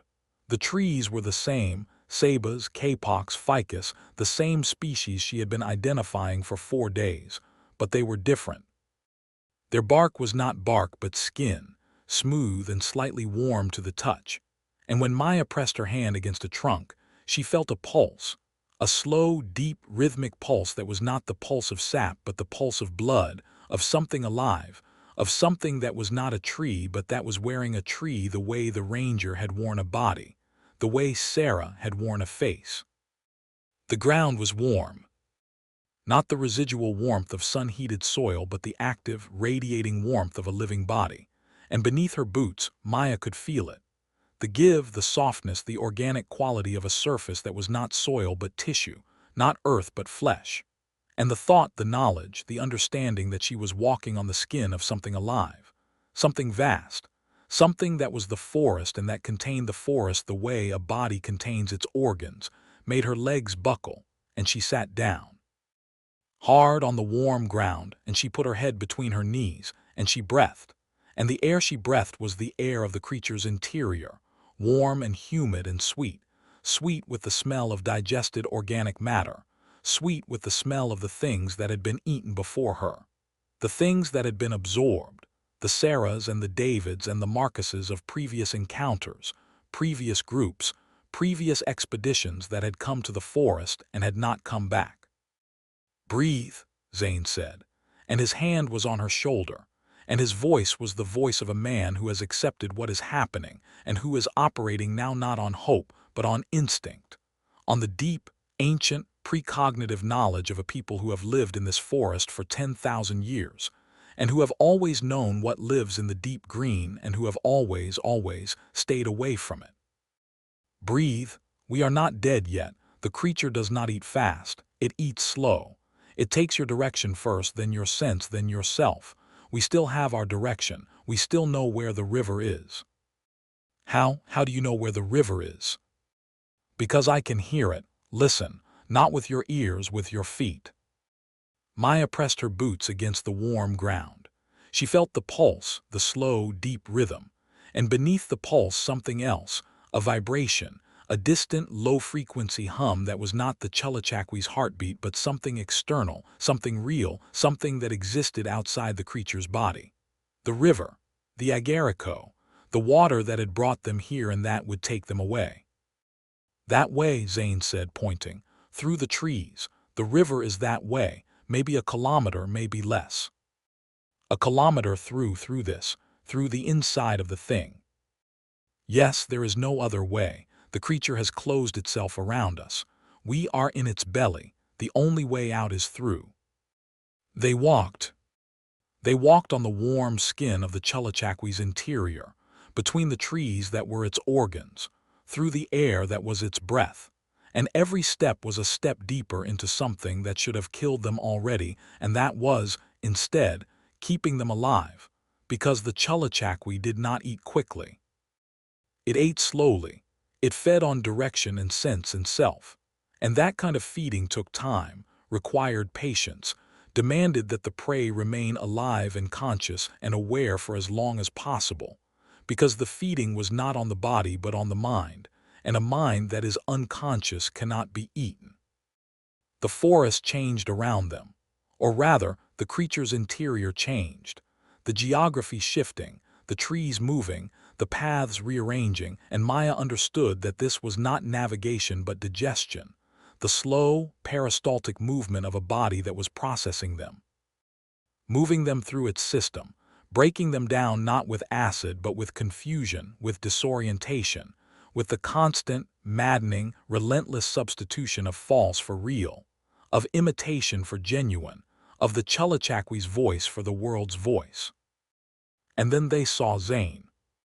Not the real Zane. The real Zane was beside her, his dark eyes wide, his hand gripping the knife at his belt. The other Zane, the false Zane. He was standing in a clearing ahead of them, and he was wearing Zane's clothes and Zane's face and Zane's expression, and he was saying, "Maya, come with me. I found the way out. The river is this way. Come quickly before it finds us." The real Zane made a sound. Not a word, but a sound. A low, guttural, involuntary sound. The sound of a man who has just seen himself from the outside, who has seen his own face worn by something that is not him, and who understands in that moment the true horror of the Chullachaki, which is not the killing or the eating but the impersonation, the theft of identity, the taking of a person's self and the wearing of it like a costume, so that the person's friends and family cannot tell the difference and go willingly, eagerly, gratefully to the thing that has taken their loved one's shape. "Don't listen to it," the real Zane said. "That is not me, I am here." "But which one?" Maya began, and then she stopped, because the question was the trap, the question was the feeding, the question was the Chullachaki's method. Make you doubt your own senses, make you unable to distinguish the real from the false, and then you are lost, you are directionless, you are food. "The feet," Maya said. "Look at the feet." She looked at the false Zane's feet. He was standing behind a fern, and his feet were hidden, and the hiding was the tell that was always the same, the one thing the creature could not change, the one flaw in its perfect mimicry, and Maya felt a surge of something that was not hope but determination, the fierce, bitter, clenched-jaw determination of someone who has found the key to a lock, and who is going to use it even if her hands are shaking and her mind is breaking and the world around her is the body of a monster. "I can see you," Maya said to the false Zane. "I know what you are, show your feet." The false Zane smiled. The smile was Zane's smile, the small, tight, careful smile of a man who does not smile often and who is therefore not very good at it. And the imperfection of the smile was what made it convincing, because the real Zane's smile was also imperfect. And the Chullachaki had copied the imperfection, had included the flaw, and the copy was so good, so detailed, so precise that Maya felt her certainty waver, felt the doubt creep in, felt the feeding begin, the slow, invisible eating of her sense of what was real. But the feet were hidden, and the real Zane was standing beside her, and his feet were both visible, both bare, both dark and calloused and human, and the false Zane's feet were behind the fern, and that was the difference, that was the tell, and Maya clung to it the way a drowning person clings to a rope. "Maya," the false Zane said, and the voice was perfect, was Zane's voice exactly, the accent, the cadence, the careful, quiet patience. "Come with me. The river is close. I can hear it. Your friend is confused. The creature has tricked him. Come with me and I will take you to the river." "Maya," the real Zane said, and his voice was the same voice, the same accent, the same cadence, and Maya could not tell the difference, could not distinguish one from the other by sound alone, and the feeding was happening, she could feel it, the slow eating of her direction, her certainty, her ability to know which way was forward and which way was into the mouth. "The feet," she said to herself, to the world, to the creature that was listening. "The feet, always the feet." She looked at the real Zane. both feet bare, human, visible. She looked at the false Zane, feet hidden. The difference was clear. The difference was the only thing that was clear. "Zane," she said to the real one, "walk to me, walk past me, walk toward the river." The real Zane walked. His feet were even, his gait normal, the slight limp of his bad knee barely perceptible. He walked past her, and Maya looked at the false Zane, and the false Zane watched the real one walk, and the expression on its face. The face that was Zane's face changed. The patience draining, the care draining, the imitation failing, and what was left was the hunger, the old, old hunger, and the face was no longer a face but a mask. And the mask was slipping, and beneath it was the dark, wrinkled, wide-mouthed, deep-eyed face of the creature, and the creature was angry. The false Zane stepped out from behind the fern, and the left foot was a hoof, a massive, blackened, cloven hoof, and the ground trembled when it stamped. And the stamping was the rhythm, the dancing, the lullaby, and the creature was humming again, and the forest was humming with it, and the trees were vibrating, and the air was thick with the sound and the smell and the wrongness, and Maya ran. She ran after the real Zane, and the real Zane was running too, and behind them the false Zane was not running but flowing, moving through the forest with that liquid, impossible speed, not running but being carried by the green, by the body of which it was a part, and the trees were parting to let it through. The undergrowth was flattening. The path was opening, and the creature was gaining on them, and the humming was louder, and the lullaby was clearer. And the words were audible now, the ancient Kafan words, and the meaning of the words, which Zane had never taught her but which she understood now, in the way that prey understands the language of the predator, was, come to me, I am your mother, I am your home. Come to the deep green where there is no direction and no sense and no self. Come and be eaten. Come and be consumed. Come and be part of the forest forever." "Maya," Zane shouted, and he was ahead of her, and his hand was reaching back. And she grabbed it, and they ran together, hand in hand, through the body of the creature, through the forest that was not a forest but a living thing, and the ground was warm and pulsing beneath their feet, and the trees were breathing, and the air was sweet with digestion, and the river sound was growing, the low-frequency hum that was not the Chullachaki's heartbeat but the Agarico, the real river, the way out. And then the ground changed. The warm, soft, organic surface beneath their feet became something else. A pit, a depression in the ground that was lined not with the creature's skin but with roots, thick, woody, pale roots that were not the Saba's roots but something else, something that was also alive, that also moved, that also reached, and the roots were carnivorous. Maya could see it now, the way they were arranged, the way they angled inward, the way the pit was shaped like a funnel, like a mouth, like a trap designed for things that walked on two legs and that were too panicked to watch where they were going. Zane's foot caught a root. He stumbled and the roots moved.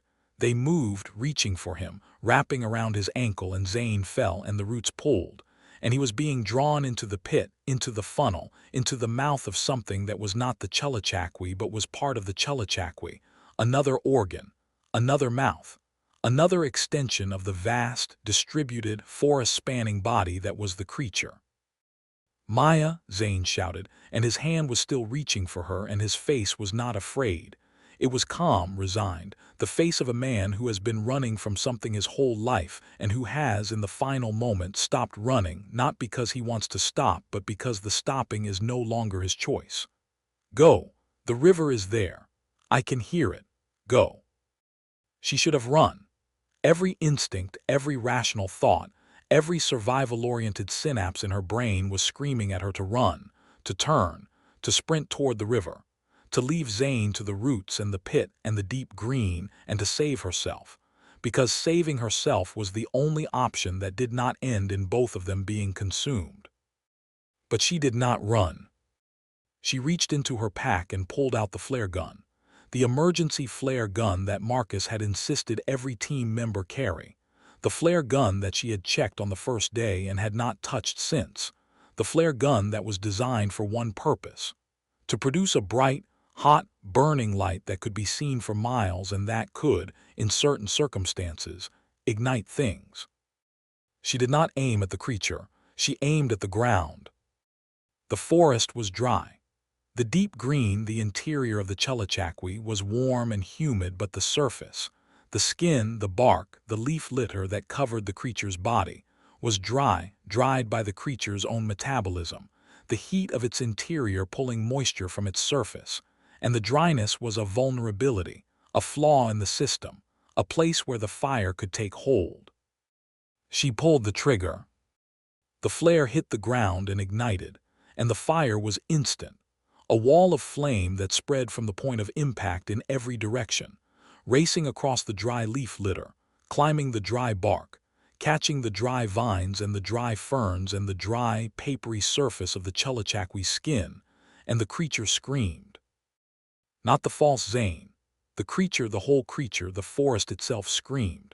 A sound that was not a sound but a vibration, a convulsion, a spasm that ran through the entire body of the Chullachaki like an electric shock, and the trees shook and the ground buckled and the roots that were holding Zane released, and Zane scrambled free and the fire was spreading.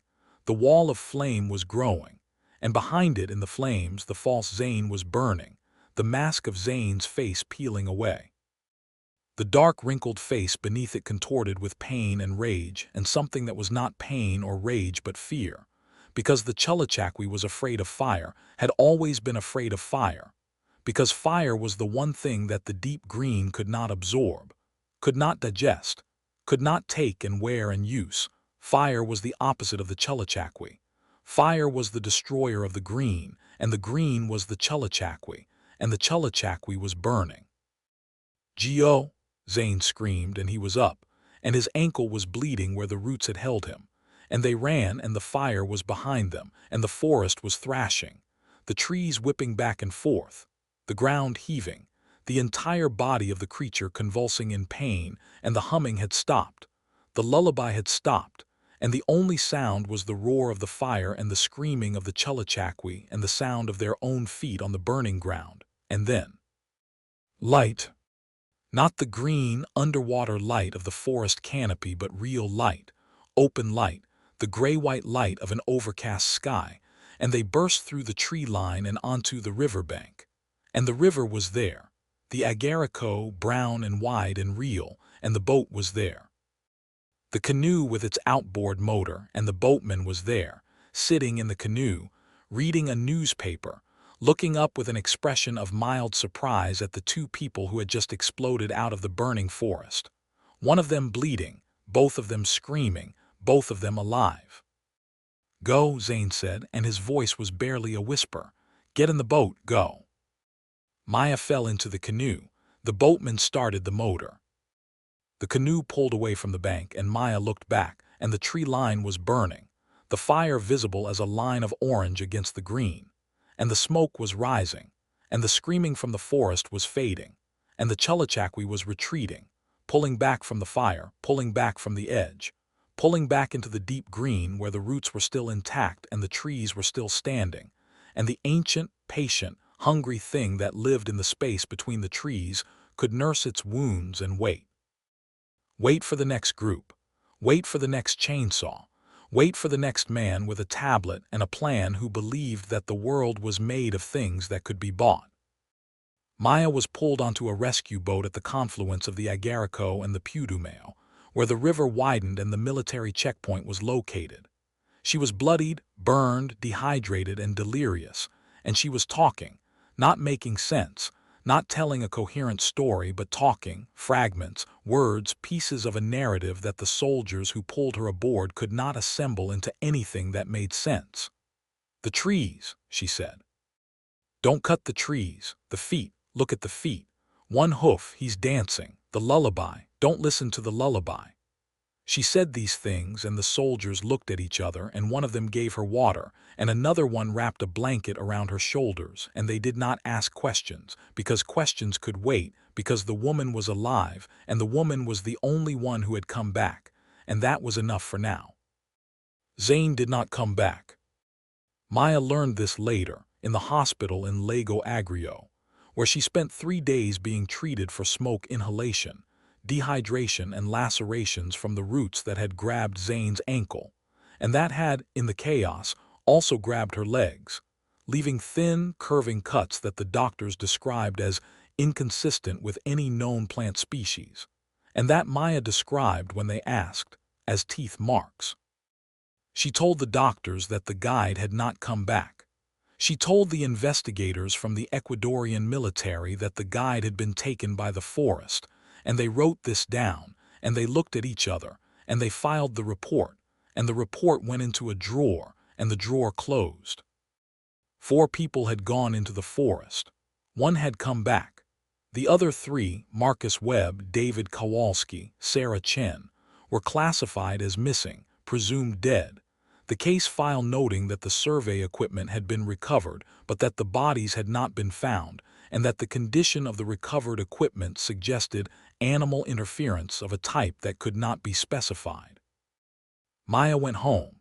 Home was London, where she had grown up, where her family was, where the streets were paved and the GPS worked and the forests were small and managed and did not eat people. She went home, and she tried to forget, and she could not forget, and she did not sleep for 6 months, because when she closed her eyes she was back in the deep green, walking on the warm skin of something alive, and the lullaby was playing, and the feet were stamping, and the trees were breathing. On the anniversary of the expedition, she found herself looking at satellite imagery of the area where the Ceiba Grove had been. She pulled up the latest images, the ones from 6 months ago, the most recent available, and she zoomed in on the plateau, on the clearing where Marcus had ordered the trees cut, and the clearing was gone. The trees were back. Not saplings, not new growth, but full-sized ancient ceibas, their trunks as wide as houses, their canopies spreading across the plateau, covering it, reclaiming it, as though they had never been cut, as though the chainsaws had never existed, as though Marcus and his plan and his schedule and his $250,000 cost overruns had been a dream, a temporary disturbance, a momentary irritation that the forest had brushed away the way a body brushes away a fly. And at the edge of the clearing, at the point where the tree line began and the deep green started, something was visible in the satellite image. Small, human-shaped, standing at the edge of the shadows looking out. Maya zoomed in. The resolution was not high enough to make out features, not at this altitude, not through this canopy. But the shape was clear. A figure, small, standing, and beside the figure, pressed into the earth, a shadow that was not the shadow of a human foot but the shadow of a hoof. The figure was waving. Maya closed the laptop. She sat in her apartment in London in the gray light of an English afternoon, and she listened to the traffic and the sirens and the ordinary, rational, civilized sounds of a city that was not a forest. And she was safe. She was safe. She was safe. And she knew that she was safe, and she also knew, with the cold, clear, crystalline certainty of someone who has been marked by something that does not forget, that the Chullachaki was not chasing her. It was waiting. Standing at the edge of the shadows in the shape of a small, wrinkled man in a wide-brimmed hat, waving a friendly human hand. One hand human, one hand waving. And below, where the hemline covered what it could, the heavy hoof stamping the earth in a slow, rhythmic beat, marking her, marking the one who got away, counting the beats until the next group came, the next chainsaws roared, the next trees fell and the door opened again, and the deep green came through. And the lullaby played on. The Vinegar Harvest. And she was screaming, not in terror, not in the way that people scream when they are confronted by something that should not exist in the rational world, but in frustration, in the petty, mundane exasperation of a woman who has misplaced something important and cannot for the life of her find it. "Where is it?" she shrieked, her voice cracking against the bedroom walls, the sound bouncing off the floral wallpaper her mother had hung in 1987 and which had not been changed since. "Where is my left kidney?" She said this as though it were the most natural question in the world, as though kidneys were like car keys or reading glasses, objects that could be set down on a nightstand and forgotten about, and the horror of it, the true, deep, marrow-level horror, was not that she was asking but that she expected an answer. She expected someone to tell her where she had left it. The narrative cuts away from her then, pulling back like a camera rising on a crane, up and over the rooftops of the village of Kampong Seri Pagi, a settlement of perhaps 300 souls nestled in a valley between two ridges of ancient limestone in the Malaysian state of Perak, where the jungle presses in from all sides like a slow green tide, and the air, even in the driest season, hangs heavy with the smell of wet earth and rotting fruit. The village is old. The village has always been old. The houses sit on stilts, their wooden bones darkened by decades of monsoon rain, and the lanes between them are not paved but packed dirt, rutted by motorcycle wheels and stamped with the footprints of children who run barefoot because shoes, their grandmother told them, separate the soul from the earth, and a soul separated from the earth is a soul that can be taken. At the far end of the village, set apart from the stilt houses by a garden of frangipani trees whose flowers bloom white and funereal, stands the maternity clinic. It is new, starkly, almost aggressively new, a two-story building of white concrete and glass that looks as though it has been dropped from the sky into this ancient landscape by a god with no sense of architectural propriety. The walls are painted a clinical white that glows faintly in the moonlight, and the windows are tall and narrow, giving the building the appearance of a face with too many eyes, all of them watching. There is a sign above the door, hand-painted in flowing blue script, Clinic Biduan Sora Maternity and Penanggalan Wanita. Madame Sora's clinic for maternity and women's care. Everything about the clinic is clean. Obsessively, almost ecclesiastically clean. The floor of the reception area is white tile, mopped twice daily with a solution that smells not of bleach but of something sharper, something that stings the inside of the nose and leaves a lingering aftertaste on the back of the tongue.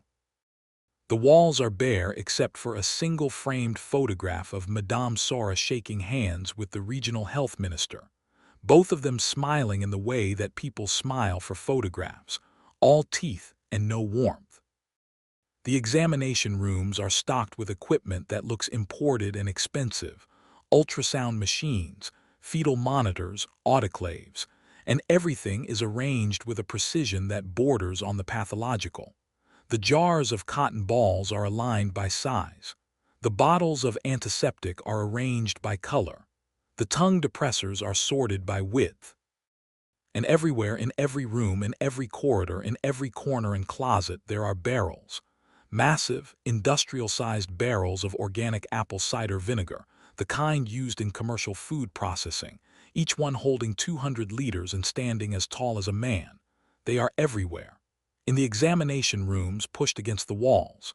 In the storage closets stacked too high.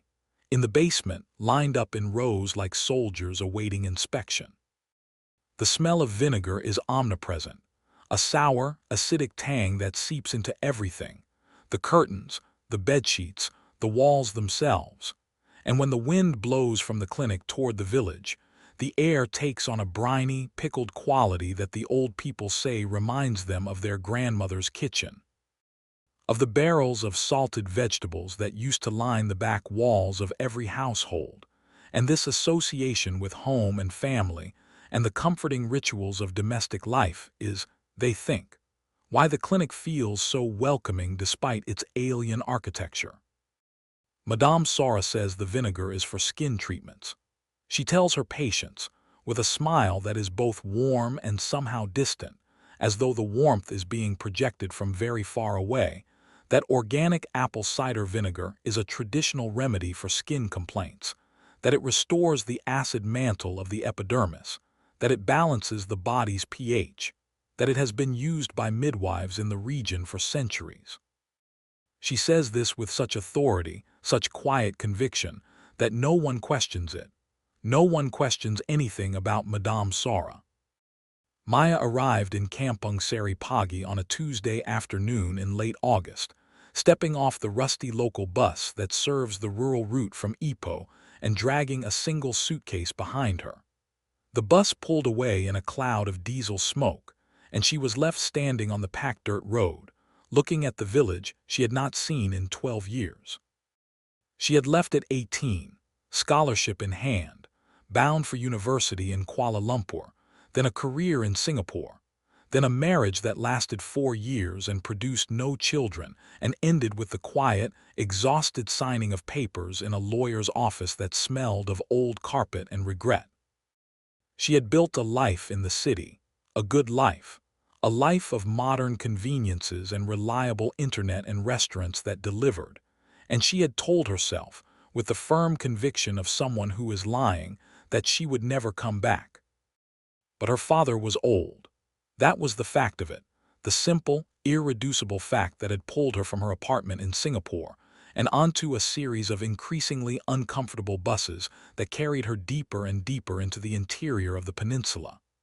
Abdul Rahman was 73, and his hips were failing, and his eyesight was going, and the garden that he had tended for 40 years was growing wild, and he could no longer climb the ladder to check the roof for leaks during the monsoon season. He had not asked her to come. He would never ask. That was not his way. His way was to suffer in silence and to speak of his suffering only in oblique, metaphorical terms, as though acknowledging weakness directly would be an insult to the memory of every strong man who had ever lived in this village.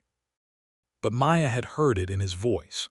During their weekly phone calls, she had heard the pauses growing longer, the breathing growing more labored, the sentences trailing off into silence as though he had run out of strength before he ran out of words. And so she had packed a suitcase, taken a leave of absence from her position at a marketing firm, and come home. The village had not changed. That was the first thing she noticed, and it unsettled her in a way she could not immediately articulate. 12 years had passed, and in that time the world had been transformed. Smartphones, social media, the entire apparatus of modern connectivity. And yet Kampong Seri Pagi looked exactly as she remembered it. The same houses on the same stilts, the same packed dirt lanes, the same frangipani trees dropping their white flowers onto the same packed earth.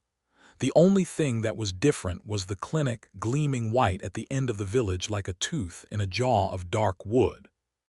Her father met her at the door of the house where she had grown up, a stilt house with a corrugated tin roof and a wooden staircase that groaned like an old man when you climbed it. He was thinner than she remembered, and shorter, as though the years had not just aged him but compressed him, squeezing the vitality out of him like water from a sponge. But his eyes were bright, and he smiled when he saw her, and he said, "You came," in a tone that was trying very hard to sound surprised but was not surprised at all. "Of course I came," Maya said, and hugged him, and felt the bones of his shoulders like the framework of a kite beneath his shirt. That evening, as they sat on the porch eating rice and fish curry that her father had made with more love than skill, she asked about the clinic. "Ah," Abdul Rahman said, and his face did something complicated, a series of micro-expressions that Maya, who had spent years reading the faces of clients and colleagues, could not quite parse. "That is Madame Sora's place. She came here 6 years ago, 7, I lose track. She built the clinic with her own money. She helps the women." "Helps them how?" "Deliveries, women's health. She is a midwife. The best, people say. She has delivered every baby born in this village since she arrived. Every one. No complications, no deaths. The women love her. She built a clinic in a village of 300 people with her own money. She is very dedicated to her work." Maya sensed something beneath this, something her father was not saying, a layer of meaning hidden beneath the surface of his words like a stone beneath still water. But she let it go. She was tired from the journey, and the curry was warm, and the night air was full of the sound of cicadas and the distant, rhythmic croaking of frogs from the stream at the edge of the village. That night, as she lay in her childhood bed, staring at the ceiling and listening to the unfamiliar sounds of the village after 12 years of city silence, she smelled it. A faint, sour tang drifting through the window screen, carried on the night breeze from the direction of the clinic. Vinegar. She wrinkled her nose and turned over, and sleep came slowly, reluctantly, as though it too was wary of this place. She met Madame Sora the next morning. Maya had walked to the village shop, a wooden structure that served as general store, post office, an informal social club for the elderly men of the village to buy supplies her father had neglected to stock. The shop was run by Pac Osman, an ancient man with a face like a walnut and hands that moved with the slow, deliberate precision of someone who had been counting change for so long that counting change had become a form of meditation. As Pac Osman was wrapping a package of rice in brown paper, the door opened, and a woman walked in, and every man in the shop, without exception, turned to look at her. Madame Sora was beautiful. This was not a matter of opinion or subjective aesthetic judgment. It was a fact, as objective and verifiable as the temperature of boiling water. She was tall, nearly 6 feet, with a bearing that suggested not confidence but certainty, the bone-deep certainty of someone who has never had cause to doubt their right to occupy any space they choose to enter. Her skin was pale, unusually so for a woman who lived in a tropical village, and it seemed to glow from within, as though lit by a soft, warm light that originated somewhere behind her eyes. Her hair was black and thick and long, falling past her shoulders in a cascade that moved like water when she walked. Her features were delicate, almost elfin, with high cheekbones and a narrow nose and lips that were naturally red, as though she had been born wearing lipstick. But she was covered. That was the word Maya's mind settled on, the word that best described the effect of Madame Sora's clothing. She wore a high-collared dress that buttoned to the throat, long sleeves that buttoned at the wrists, and a long skirt that swept the ground. The dress was dark, almost black, and made of a heavy material that seemed to absorb light rather than reflect it. And she wore perfume, layer upon layer of it, a complex, heavy fragrance that was not floral or citrus but something deeper, something that Maya, after a moment, identified as nutmeg and clove and something else, something underneath those familiar notes that she could not quite name, something that was faintly, disturbingly organic, like the smell of a butcher shop in the early morning before the disinfectant has been applied. Madame Sora, Pac Osman said, and his voice was different when he spoke to her, softer, more deferential, with a quality that Maya, after a moment, recognized as awe. "Good morning, Pac Osman," Madame Sora said, and her voice was extraordinary. It was low and musical, with a timbre that seemed to resonate in the chest rather than the ears, and it carried a warmth that was genuine and immediate, and that made you feel, without any evidence or logical reason, that this woman cared about you, that she was interested in your welfare, that she would move mountains to ensure your comfort. It was the voice of the most comforting person you had ever met, and the effect was instant and profound. And Maya, who prided herself on her skepticism and her resistance to charm, felt herself smiling in response before she was even aware that she had decided to smile. "And who is this?" Madame Sora said, turning to Maya. Her eyes were dark, almost black, and they moved over Maya's face with an attention that was not invasive but was thorough, cataloging, as though she were reading a text written in very small print. "I'm Maya, Abdul Rahman's daughter. I've come back to help take care of my father." "How wonderful," Madame Sora said, and the warmth in her voice was like sunlight, like the warmth of sunlight on skin that has been cold for a long time. "Your father is a good man, a strong man, but even strong men need care. If there is anything I can do to help, anything at all, please do not hesitate to ask. The clinic is always open." Maya thanked her, and Madame Sora purchased whatever she had come for. Maya did not notice what it was, because she was still trying to parse the effect this woman had on her, trying to understand why she felt, in the presence of a stranger, a sense of safety and comfort that she had not felt in her own home in years. And then she was gone, sweeping out of the shop in a rustle of dark fabric and a cloud of perfume, and the men in the shop let out a collective breath that they had not, apparently, realized they had been holding.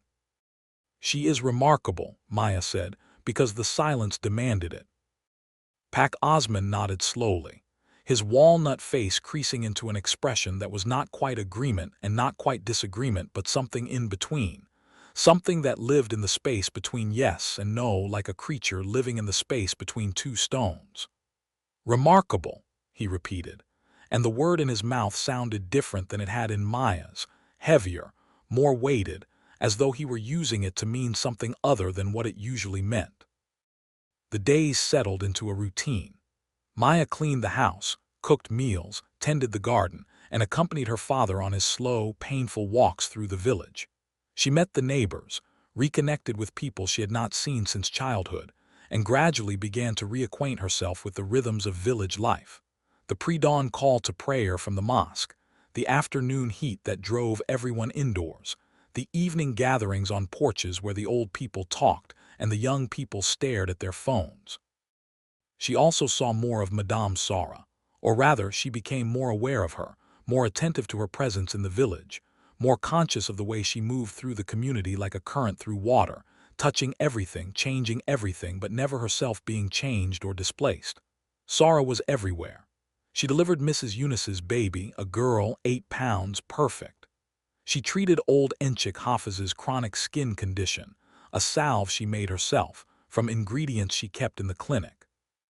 She organized a health screening for the elderly residents' blood pressure, blood sugar, vision tests.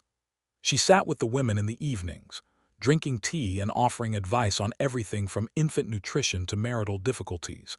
And she did it all with that same warm, resonant voice, that same radiant, glowing skin, that same heavy perfume, and that same high-collared, floor-length dress. Maya tried to befriend her.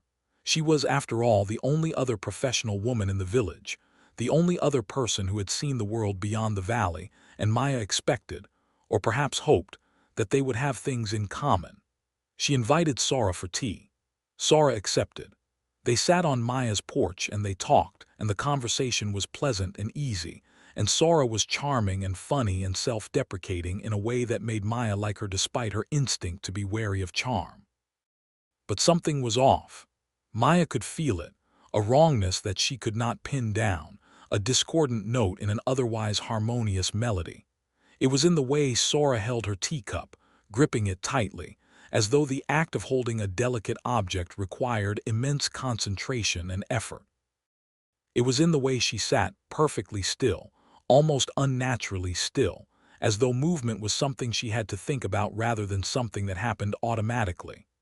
It was in the way she smelled, not just the perfume which was overpowering up close, but something beneath the perfume, something sour and acidic and organic, a smell that Maya recognized from the night breeze, the smell that drifted from the clinic. Vinegar. Do you use a lot of vinegar in your treatments?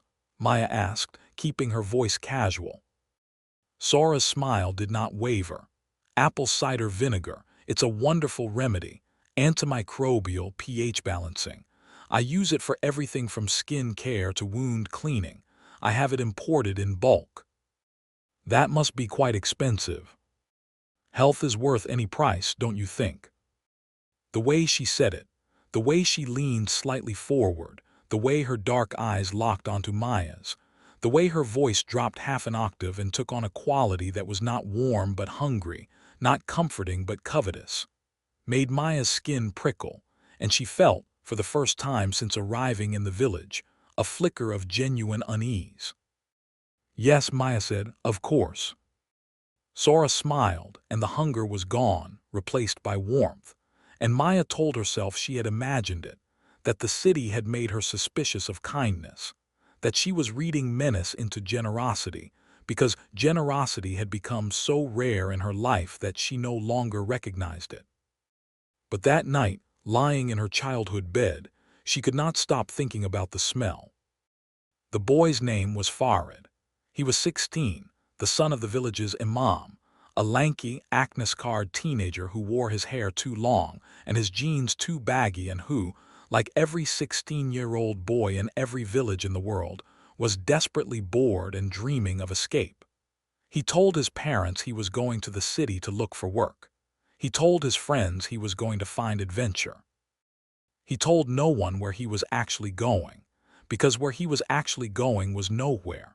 Nowhere specific, nowhere planned, just away, away from the village, away from the prayers and the routines and the endless, suffocating sameness of a life, lived within sight of the same limestone ridges that his great-grandfather had looked at and dreamed of escaping. He left on a Friday evening after prayers.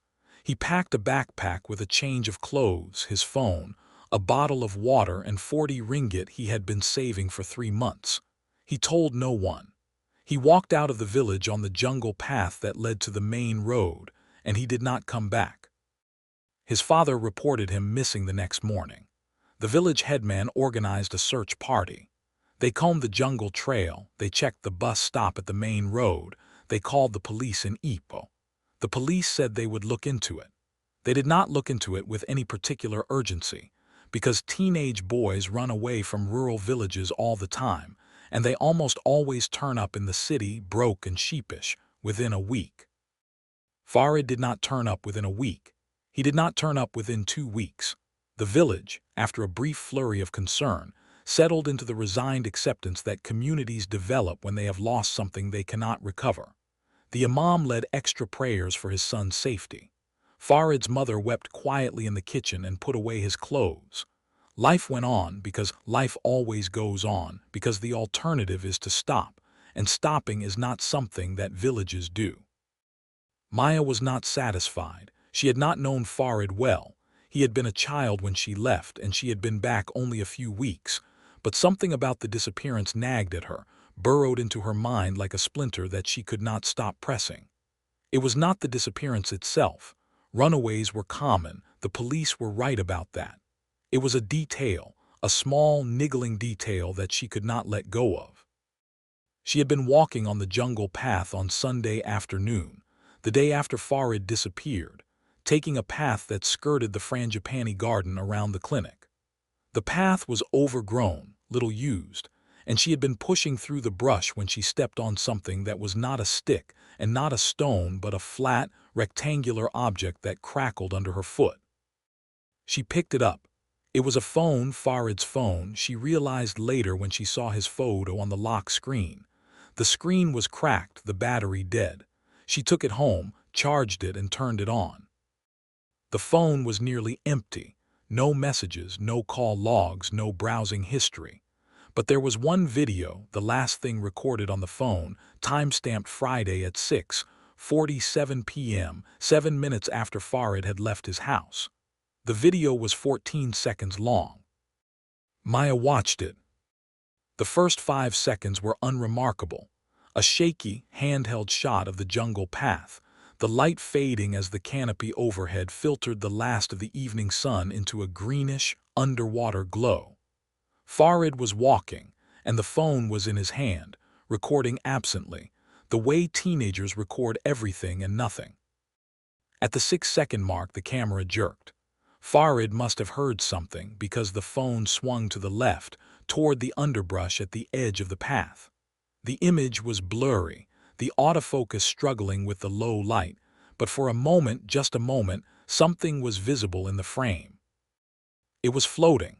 That was the first thing Maya registered, and her mind rejected it immediately, the way the mind rejects optical illusions that violate the physical rules it has spent a lifetime learning. It was floating, 10 feet above the ground, suspended in the air between 2 trees, and it was glowing. Not with the bright, electrical glow of a light source, but with a soft, organic luminescence, a reddish-pink pulse that was wrong in a way that Maya could not articulate but that she felt in her stomach, a wrongness that was physical, almost visceral, like the smell of rotting meat or the sound of a false note in music. It looked like a mass of tendrils or filaments, a tangle of organic matter that pulsed and writhed and glowed with that unhealthy pink light. And as Maya stared at the paused frame, trying to make sense of what she was seeing, she realized with a cold, creeping horror that the mass was not a tangle of tendrils but a tangle of organs. She could see, in the enhanced pixels of the zoomed image, the unmistakable tubular structure of intestines, the glistening, ridged surface of a stomach, the branching pattern of blood vessels, all of it hanging in the air like a jellyfish in dark water, all of it glowing with that sick, reddish-pink light. And there was a sound. In the background of the video, barely audible over Farid's sudden, sharp intake of breath, There was a sound. It was wet. It was rhythmic. It was the sound of wet laundry being slapped against a pavement, the sound of something heavy and damp and organic hitting a surface with a force that suggested not violence but locomotion, as though the mass was not floating but being carried, supported, propelled by something below it, something that was not visible in the frame. The video ended at 14 seconds. Farid had stopped recording, or the phone had been knocked from his hand. Maya could not tell which. The last frame was a blur of green and pink, and then darkness. Maya played the video 3 more times. Each time the wrongness of it deepened, settling into her bones like a chill. She showed it to her father, who watched it once, went pale and said, "Delete it." "Why?" "Delete it, Maya. Some things are not for us to see." He said this with a finality that she had never heard in his voice before, a finality that was not anger but fear, and the fear in his voice scared her more than the video, because her father was not a man who was scared of things, not a man who had ever, in all the years she had known him, told her to look away from anything. She did not delete the video. She saved it to a backup and showed it to no one else. The first crack in the facade of normalcy had appeared, and like all cracks, it widened quickly once it began. Maya found herself watching Madame Sora with new eyes, the eyes of someone who has seen something they cannot unsee, and the warm, charming, generous midwife began, under this new scrutiny, to reveal seams and edges that had been invisible before. She noticed that Sora never visited anyone after dark. Her clinic hours were strictly daylight, 6 a.m. to 6 p.m., and she was always home before sunset. She noticed that Sora's house, a modest bungalow behind the clinic, surrounded by a high fence and locked gate, had no windows on the ground floor. She noticed that the delivery of vinegar barrels came at night, trucked in by a supply company from Ipoh, whose driver unloaded them quickly and left without speaking to anyone, as though the job was something he wanted to finish as fast as possible. She noticed, too, the reactions of the women who had been patients at the clinic. They spoke of Sora with reverence, with devotion, but when Maya pressed them, gently, casually, in the way of someone making conversation rather than conducting an investigation, she detected something beneath the reverence. It was not fear exactly. It was something more complicated, something that lived in the space between gratitude and dependence, the emotional territory occupied by people who have been given something they needed desperately, and who understand, without being told, that the giving comes with a price, even if the price has not yet been named. Mrs. Eunice, who had delivered her baby girl at the clinic 2 weeks before, said, "She saved my life. The baby was breech, and the hospital was 2 hours away, and Madame Sora turned her, and she was born perfect. I owe her everything." But when Maya asked about the birth itself, about what happened in the delivery room, Mrs. Eunice's eyes went distant and her voice became vague. "I don't remember much. She gave me something to drink, a tea. It was sour. After that it was like dreaming. I woke up and the baby was there and Madame Sora was smiling and everything was fine." She paused. Everything was fine. She said it twice, and the repetition was not emphasis but incantation, as though saying it again would make it more true, or as though she was trying to convince herself of something that her memory refused to confirm. Maya began keeping a notebook. She wrote down everything she noticed, every detail, every anomaly, every small wrongness that did not fit into the picture of a normal village with a normal clinic and a normal midwife. She wrote about the vinegar barrels, the high collar, the perfume, the hours, the locked house, the phone video, the missing boy. She wrote about the smell that came at night, the sour, briny smell that she had first noticed on her first night back, and that she now recognized as emanating from the clinic's basement, where the majority of the vinegar barrels were stored. She did not know what she was looking for. She did not know what she was building toward. She only knew that the picture she was assembling, piece by piece, detail by detail, was a picture of something wrong, something that had been wrong for a long time, something that the village had accepted the way a body accepts a chronic illness, by adjusting, by compensating, by learning to live with a pain that should not be tolerable, but that becomes tolerable through repetition and familiarity. And then, on a Wednesday afternoon 3 weeks after her arrival, Maya found herself standing in front of Madame Sora's house, and the gate was unlocked. The gate was unlocked. This was a small thing, an ordinary thing, a gate left unlatched by someone in a hurry or by someone who had forgotten, and Maya almost walked past it, almost continued on her way to the village shop, where she was going to buy cooking oil because her father had used the last of it to fry bananas. But she stopped. She stopped because the gate was always locked, always, without exception, day and night, rain or shine. Since the first day she had arrived in the village and noticed the high fence and the heavy gate and the padlock that hung from it like a threat. And now the padlock was hanging open, the gate was slightly ajar, and through the gap she could see the path leading to Sora's front door, and the front door was closed, and the house was silent. Sora was not home. Maya knew this because she had seen Sora's car, a white Honda that was always parked in front of the clinic, pull away 20 minutes earlier, heading toward Ipoh. Sora had said she was going for supplies. She would be gone for hours. Maya stood at the gate for what felt like a very long time. The rational part of her mind, the part that had gotten her through university and a career, and a divorce and 32 years of navigating the adult world, told her to walk away. The rational part told her that entering someone's property without permission was wrong, was illegal, was a violation of the trust that Sora had extended to her, and that whatever suspicions she was harboring, they were suspicions, not evidence, and suspicions did not justify trespassing. But there was another part of her mind, a part that was older and less articulate and far more insistent, and this part told her that the gate was unlocked for a reason, that the universe had opened this door for her, that the world was presenting her with an opportunity that she had not sought but that she could not, in good conscience, refuse, because somewhere in that house was an answer to the question that had been growing in her mind like a tumor for the past 3 weeks, and if she walked away now, she would never have the courage to come back. She pushed the gate open. It swung silently on well-oiled hinges. She walked up the path, her footsteps crunching on the gravel, and she reached the front door and she tried the handle and the door was locked. Of course it was locked.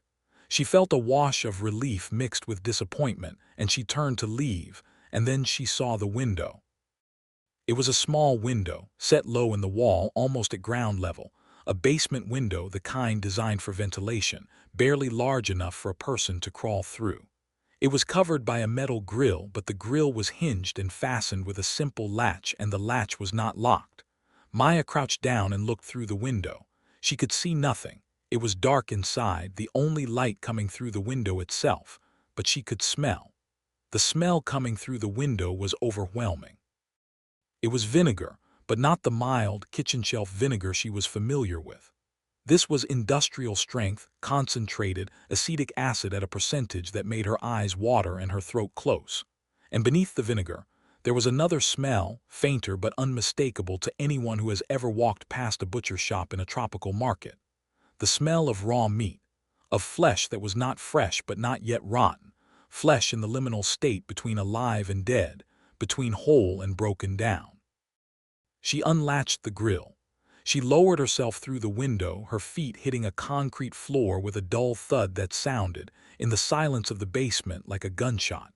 She crouched, waiting for someone to come, for a voice to shout, for hands to grab her. No one came. She was alone in the dark, in the smell, in the belly of Madame Sora's house. She turned on the flashlight on her phone. The beam cut through the darkness and revealed the basement. It was large, larger than the footprint of the house above would suggest, extending back into the hillside on which the bungalow was built. The floor was concrete, smooth and clean. The walls were concrete painted white, the same obsessive white as the clinic. And the barrels were there, rows and rows of them, 50 or more, each one labeled with a handwritten tag bearing a date. Some of the dates were recent. Some were years old, the tags yellowed and curled. Some of the barrels were sealed. Some were open, their lids removed, and from these the smell of vinegar rose in waves so intense that Maya had to breathe through her mouth to keep from gagging. She walked between the rows, the flashlight beam swinging from side to side. The barrels were full of vinegar, as expected, dark amber liquid that smelled of apples and acid. But some of the barrels, the older ones, the ones with the yellowed tags, contained something else. In one barrel, the liquid was darker, thicker, and floating in it were objects that Maya at first took to be pieces of fruit or vegetable matter, but that, upon closer inspection, she realized with a lurch of her stomach, were not. They were organic, but they were not fruit. They were not vegetable.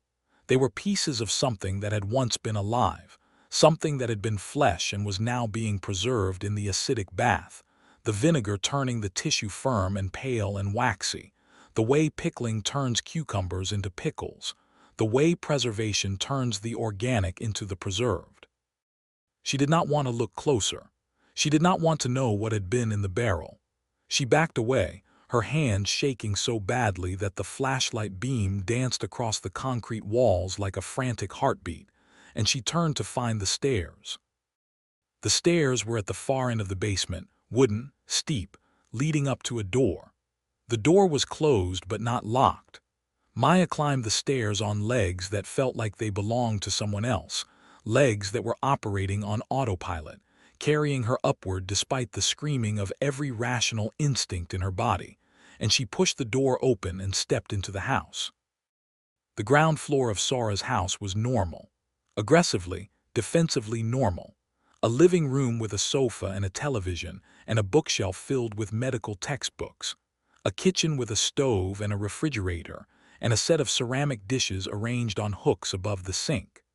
A bathroom with a toilet and a shower and a mirror in which Maya caught a glimpse of her own face and saw that she was as white as the walls. There was a hallway leading to the back of the house.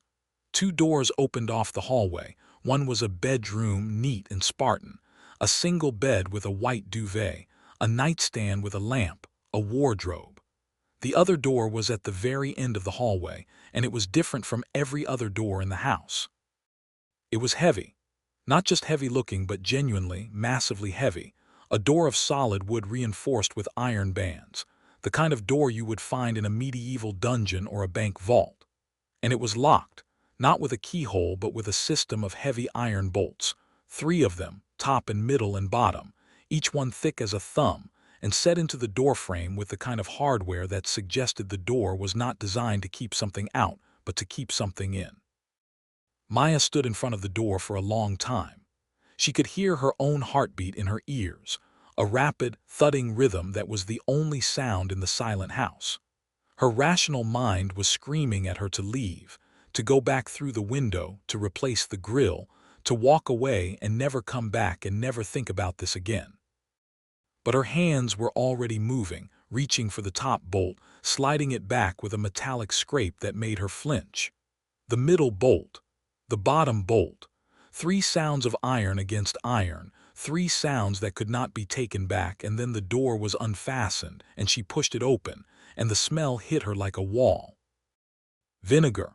Overwhelming, concentrated, acrid vinegar, so strong that her eyes flooded with tears and her nasal passages burned, and she tasted acid at the back of her throat. And beneath the vinegar, the smell of meat, of raw, preserved flesh. The smell she had noticed at the basement window, but that was here amplified 100-fold, filling the room, saturating the air, pressing against her skin like a physical thing. She stepped through the door, and the flashlight beam found what was inside. The room was large, perhaps 20 feet by 20 feet, with no windows and no furniture except for a system of leather straps bolted to the walls and floor. The straps were heavy, the kind used in institutional restraints, the kind designed to hold a human body in a specific position against its will.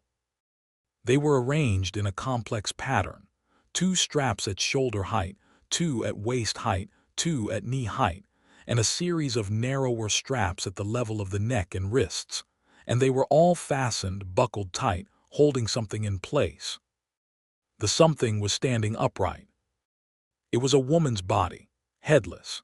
The decapitation was clean, the cut across the neck precise and surgical, the stump sealed with something waxy that Maya's mind, in its state of shock, identified as a preservative. The body was beautiful, pale, unblemished, with the same luminescent skin that Maya had noticed on Madame Sora, the same delicate bone structure, the same narrow waist and long arms and elegant hands. It was dressed in a simple white slip, and it was held upright by the leather straps, pressed against the wall like a mannequin in a shop window. And it was preserved, perfectly preserved, without a blemish, without a mark of decay, without the slightest discoloration or deterioration, as though it had been placed here yesterday rather than years ago. But it had not been placed here yesterday.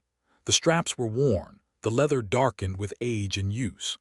The wall behind the body was stained with a residue that had built up over time, a yellowish, waxy deposit that smelled of vinegar and something else, something sweet and organic and wrong. And the body itself, now that Maya's eyes had adjusted and her flashlight beam was steady, was not a single body. It was a shell. The white slip hung on a frame that was too thin, too hollow, the ribs visible beneath the skin like the ribs of a starving animal, the abdomen concave, the pelvic bones jutting sharply. The body was empty. It had been emptied. Everything that had once been inside it, the organs, the viscera, the wet, warm machinery of life was gone, and what remained was a husk, a skin, a costume. A costume. The word formed in Maya's mind with the clarity of a bell, and with it came a cascade of understanding that was not thinking but knowing, not reasoning but recognizing, the deep, atavistic knowing of a prey animal that has identified a predator by its silhouette. The body in the straps was not a victim. It was not a corpse. It was a garment. It was the thing that Madame Sora wore, the human-shaped skin that she climbed into, the disguise that allowed her to walk among the living, to smile and to speak, and to deliver babies, and to offer tea, and to be the beloved midwife of Kampong Seri Pagi. Maya backed out of the room. She backed out slowly, one step at a time, her legs shaking so badly that she had to brace herself against the doorframe, her eyes fixed on the headless body in the straps, the flashlight beam trembling and bouncing. She closed the door. She slid the bolts back into place. 1, 2, 3. Each bolt a metallic click that sounded in the silence like a gunshot. She walked down the hallway, through the living room, through the kitchen, and she was halfway to the basement window when she heard something that stopped her dead. A sound from outside, from the front of the house, the crunch of tires on gravel, the engine of a car. Sora was home. Maya dove for the basement window. She lowered herself through the opening, scraping her hip on the metal frame, and she pulled the grill shut behind her, latching it with fingers that were shaking so badly she almost missed the latch. She crouched in the basement, in the dark, in the smell of vinegar and preserved flesh, and she listened. She heard the car door slam. She heard footsteps on the gravel path. She heard the front door open. She heard footsteps inside the house, walking through the living room, past the kitchen, down the hallway. She heard the bolts slide back 1, 2, 3, and she heard the door to the locked room open, and then there was a silence that lasted so long and was so complete that Maya thought she might faint from the tension of it. Then she heard the sound that would live in her nightmares for the rest of her life. It was a wet sound, a slithering, suctioning sound, the sound of something wet and heavy and organic being pulled through a narrow opening, the sound of a body being filled or emptied or both. It lasted for perhaps 30 seconds, and then there was a click, and the bolts slid back into place, 1, 2, 3, and the footsteps returned down the hallway, through the kitchen, through the living room, and out the front door. Maya did not move for 10 minutes. She crouched in the dark, pressed against the concrete wall, her phone clutched in her hand, the flashlight turned off, her breath shallow and rapid. When she finally moved, she moved like an animal, silently, instinctively, climbing out of the window and replacing the grill and walking. Not running, because running would make noise, running would be seen, walking away from the house, along the path, through the frangipani trees and into the village. where she blended into the ordinary, sunlit world of cooking and sweeping and children playing. And she did not stop walking until she reached her father's house, and she did not speak, and she sat on the porch and stared at her hands, and they were shaking, and they would not stop shaking. She told no one. For 3 days she told no one. She continued her routine, cooking, cleaning, walking with her father, but the routine was a shell, a hollow performance, the motions of a woman going through the patterns of normal life while her mind was somewhere else entirely, somewhere dark and vinegar-soaked, standing in a room with a headless body strapped to a wall. She tried to make sense of what she had seen. She tried to fit it into a framework of rational explanation: a serial killer, a body snatcher, a psychopath with a pathological fixation on preservation. And each explanation failed, each one running aground on the same reef. The body was empty. It was a shell. It was a costume. And the sound she had heard, that wet, slithering, suctioning sound, was the sound of something putting the costume on. She began researching. She sat in her father's house with her laptop and a cup of cold tea, and she searched for the things that the rational mind searches for when the rational explanations have run out. The folklore, the mythology, the old stories that the old people tell, the stories that the rational mind dismisses as superstition, but that the rational mind returns to again and again when nothing else makes sense. She found it within an hour: the Penanggalan. The Penanggalan is a creature of Malaysian folklore, one of the most horrifying entities in a mythology rich with horrifying entities. The name derives from the Malay word tangle, meaning to remove or detach, and the creature is exactly what the name describes: a woman who can detach her head from her body, trailing her organs, stomach, intestines, liver, lungs, behind her like a grotesque, luminescent kite tail. The head floats through the night air, the entrails dangling below it, glowing with a soft, eerie light that, the stories say, is used to lure the curious and the unwary into the darkness. The Penanggalan feeds on blood, on the vital fluids of the living, and it favors the blood of infants and pregnant women, which is why, the stories say, it often appears as a midwife, as a woman trusted with the bodies of the vulnerable. The creature must return to its body before dawn. If it does not, the body will die and the creature will be trapped in its detached form, exposed to the sun which destroys it. And the body must be preserved, soaked in vinegar, to keep it viable during the nightly excursions. The vinegar shrinks the organs, allowing them to fit back into the body's narrow cavity, and it preserves the flesh, preventing the decomposition that would kill the host. The stories said more.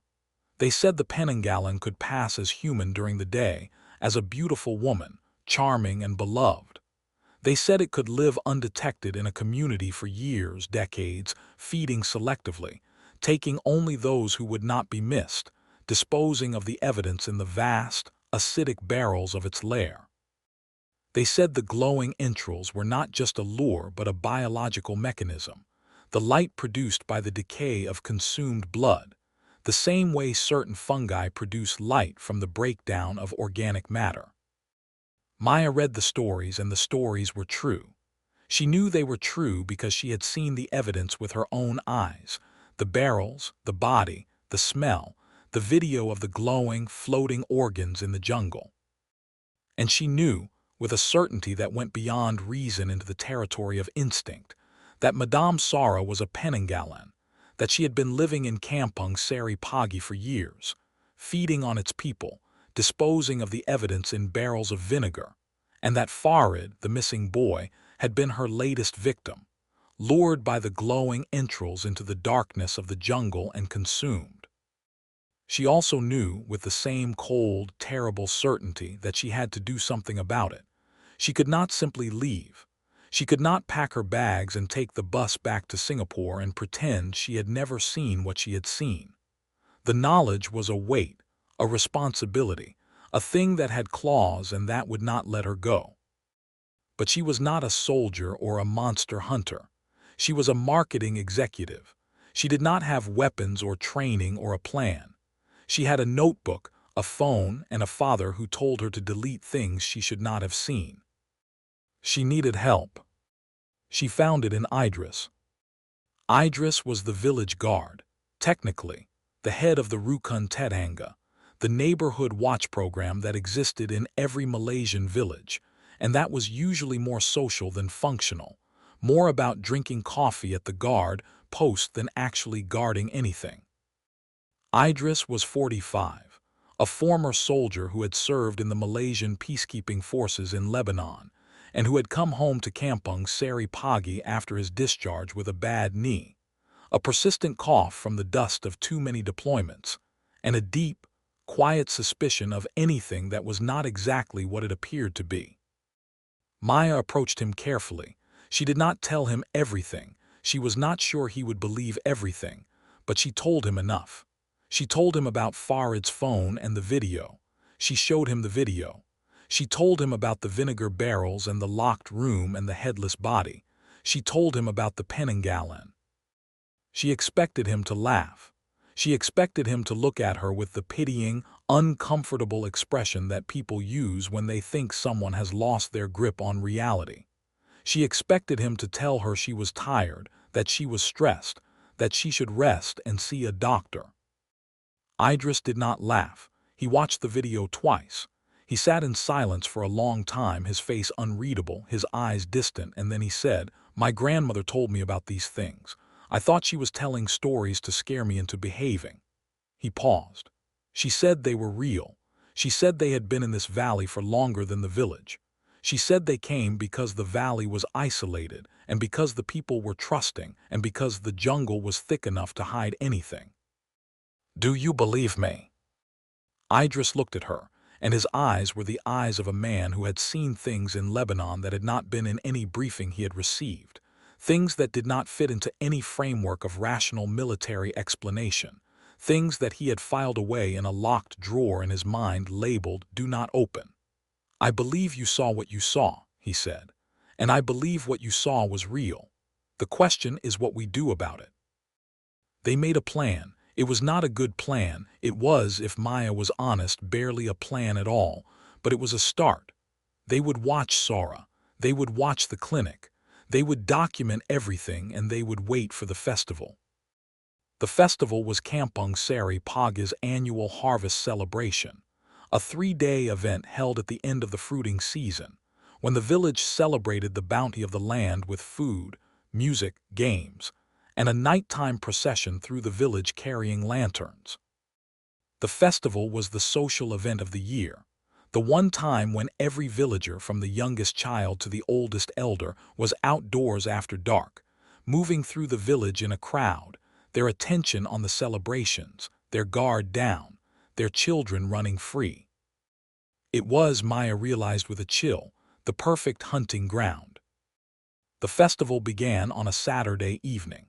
The village was decorated with paper lanterns and streamers, the air thick with the smell of grilled satay and coconut rice, the sound of gamelan music drifting from the village square, where a stage had been erected for the traditional performances.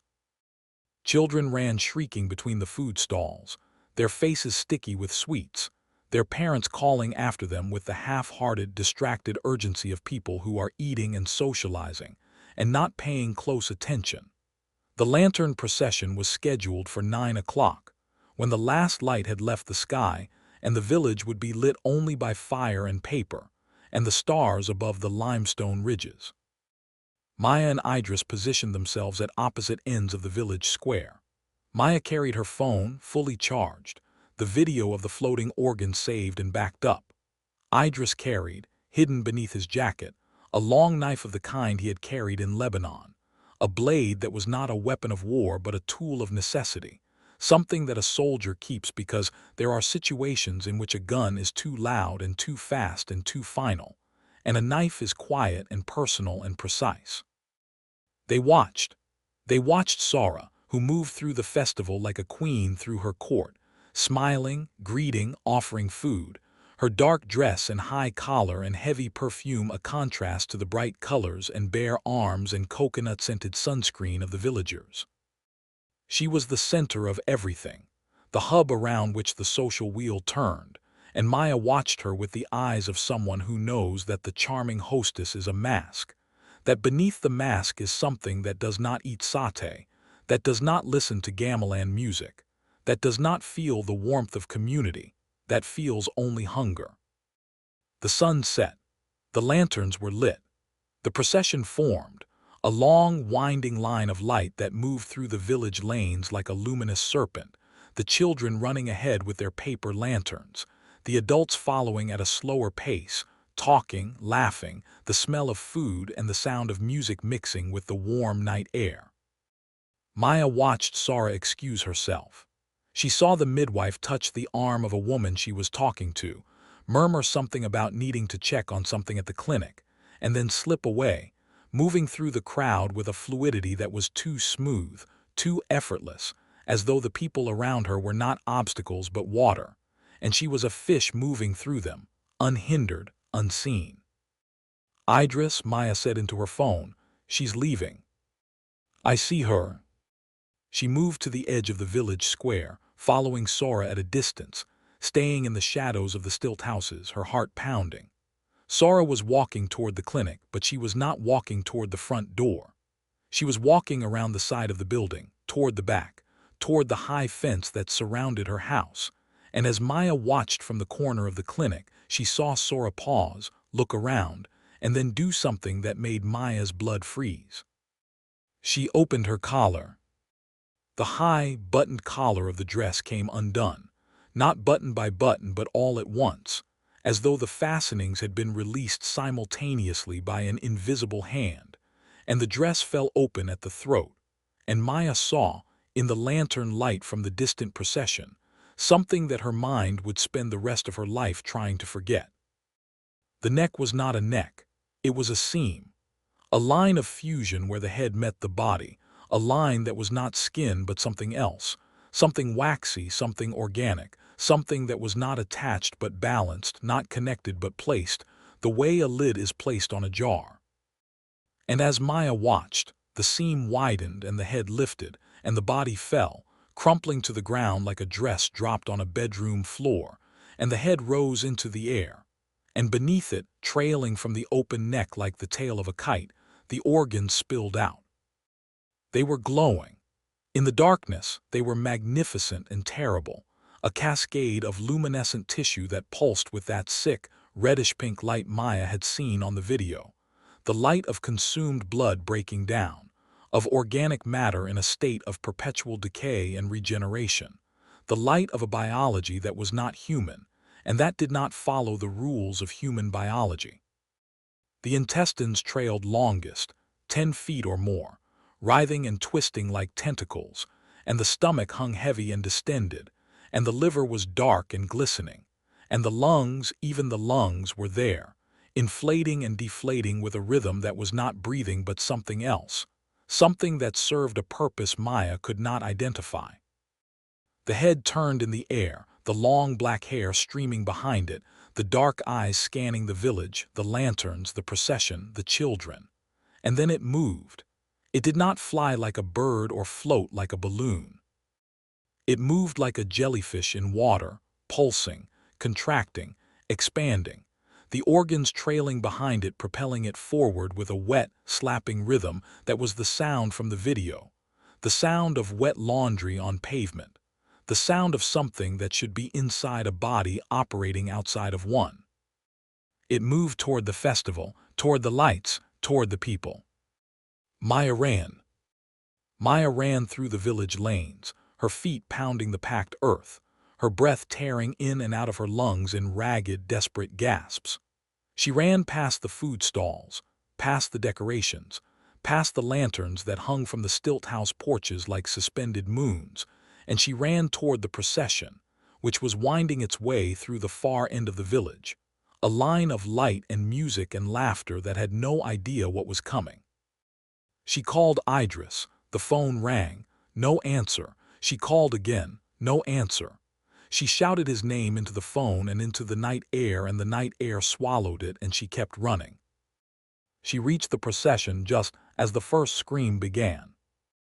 It came from the front, from the children who had run ahead with their lanterns, and it was not the scream of excitement or the scream of a child who has fallen and scraped a knee. It was a scream that Maya had never heard before, a scream that existed at a frequency that bypassed the ears and went directly to the spine, a scream that was a biological alarm, the sound that a body makes when it encounters something that it knows, at the deepest cellular level, is a predator. The procession stopped. The music stopped. The laughter stopped. In the sudden, terrible silence, Maya could hear the sound, the wet, slapping, pulsing sound of the Penanggalan moving through the air above the village, the organs trailing behind it casting their rhythmic, reddish-pink light against the walls of the houses, painting the village in a pulsing, nightmarish glow. Then the lights went out. Not all at once, not like a power cut, not like a switch being thrown. The lanterns went out one by one in sequence, moving along the procession like a wave of darkness rolling through the village. Each lantern flickered, dimmed, and died, and in the moment before the next one died, Maya saw in the failing light the cause. The organs, the trailing, glowing intestines of the Penanggalan were brushing against the lanterns as the creature passed overhead, and the contact, the wet, acidic touch of the entrails, extinguished the flames, snuffing them out with a hiss that was barely audible over the growing noise of panic. The darkness was total. The moon was behind the ridges, and the only light was the glow of the creature itself, that sick, pulsing reddish-pink luminescence that now, in the absence of all other light, was bright enough to cast shadows, and the shadows it cast were the shadows of intestines and liver and lungs, draped across the walls and the ground and the faces of the screaming villagers like the shadows of something from a world that existed below the one they knew. Maya pressed herself against the wall of a house and watched. The creature descended. It descended on a group of 4 men who were standing near the back of the procession, men who had been carrying a large lantern between them and who were now stumbling in the darkness, their hands outstretched, their voices shouting for help, for light, for someone to tell them what was happening. The head dropped from the sky like a falling star and the organs trailed behind it, and in the moment before impact, Maya saw the face. It was Sora's face. The same beautiful, delicate features, the same high cheekbones, the same narrow nose, the same red lips, but the expression was not warm. It was not comforting. It was the expression of something that has been hungry for a very long time and that has finally found something to eat, and the hunger was visible in every line of the face, in the way the lips were pulled back from the teeth, which were not human teeth but rows of tiny, needle-like points, the teeth of something that does not chew but pierces, that does not bite but vacuums. The tongue came out. It was not a human tongue. It was a tube, a long, muscular, flexible tube that extended from the open mouth like the proboscis of a butterfly, except that it was not delicate or beautiful but thick and wet and ridged, and at its tip was a point, a sharp, hollow point like the needle of a syringe. And the point found the neck of the nearest man, a man named Razak, who sold fish at the morning market and who was known for the quality of his singing voice, and it pierced the soft tissue of his throat with a sound that Maya heard clearly, even from 30 feet away, a sound like a needle passing through wet paper. Razak stiffened. He did not scream. His mouth opened and his eyes went wide and his hands came up to his throat, but no sound came out, because the tube had pierced his jugular vein and was now, with a series of rhythmic contractions that were visible through the skin of the tube, pumping his blood out of his body and into the creature's mouth. The blood was visible, a dark, red line traveling up the transparent tube, and Maya could see the creature's throat working, swallowing, the face contorted with an expression that was not pain or anger but pleasure. A hideous, ecstatic satisfaction that was all the more terrible for being recognizable, for being the same expression that any creature wears when it eats after a long fast. Razak's body was changing. Even as the blood was being drained, Maya could see the color leaving his skin, the flesh deflating, the eyes sinking into the sockets, the cheeks hollowing, the hands that clutched at his throat growing thinner, more skeletal as though the blood were not just a fluid but a structural element. And without it, the body was collapsing, caving in on itself like a tent with its poles removed. The process took perhaps 20 seconds, and when it was done, Razak was not dead but emptied, a husk, a shell, a thing that looked like a man but that had the substance of paper, and the creature released him, and he fell to the ground, and the sound he made when he hit the earth was dry and hollow, the sound of a dried leaf landing on stone. The creature did not pause. It was already moving, already descending on the next man, and the next, the tube piercing and draining, the body collapsing, the sound of the blood pumping up the transparent tube and into the mouth, the only sound in the darkness. A wet, rhythmic, obscene sound that played over the screaming of the villagers like a bass line beneath a melody of terror. Maya counted. She could not help counting. Her mind, in its state of shock, clung to numbers the way a drowning person clings to a rope. 3 men. 4. 5. The creature was efficient, methodical, each kill taking no more than 20 seconds, the tube finding the jugular with the precision of a surgeon, the draining fast and complete. The bodies fell around the creature like petals around a flower, white and hollow and precisely, surgically pierced, each one bearing a single, needle-thin hole in the neck that was so small it would be nearly invisible if not for the absence of blood, the total, absolute absence of blood that turned each wound into a dark, dry point, a period at the end of a life. But the creature was not only killing, it was also luring. The glowing entrails, trailing behind the head like a kite tail, pulsed and writhed, and the light they cast was not random but patterned, rhythmic, a slow, hypnotic pulse that moved in waves from the stomach to the tip of the intestines, and the pattern was beautiful, mesmerizing, a light show that drew the eye and held it, and Maya realized with a surge of horror that the children were being drawn to it. They were coming out of the houses. The younger children, the ones who had been put to bed before the procession and who had been left with older siblings or sleeping grandparents, were coming out of the houses and walking toward the glow, their eyes wide, their faces blank with the slack, absorbed expression of children watching something fascinating. The glowing intestines moved through the air above the village like a luminescent serpent, and the children followed it, their bare feet padding on the packed earth, their small bodies silhouetted against the pinkish glow, and the head at the center of the light turned and watched them come, and the expression on the face was the expression of a fisherman watching fish swim into a net.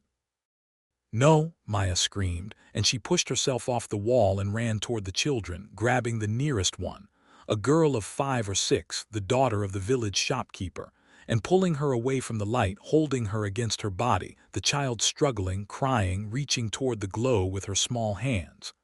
Idris! Idris! The night erupted with the sound of something hitting flesh, not the sound of the creature's feeding, but a different sound, a human sound, the sound of a fist hitting a face, and Maya saw Idris at the edge of the village square, backlit by the last surviving lantern, and he was fighting. Not the creature.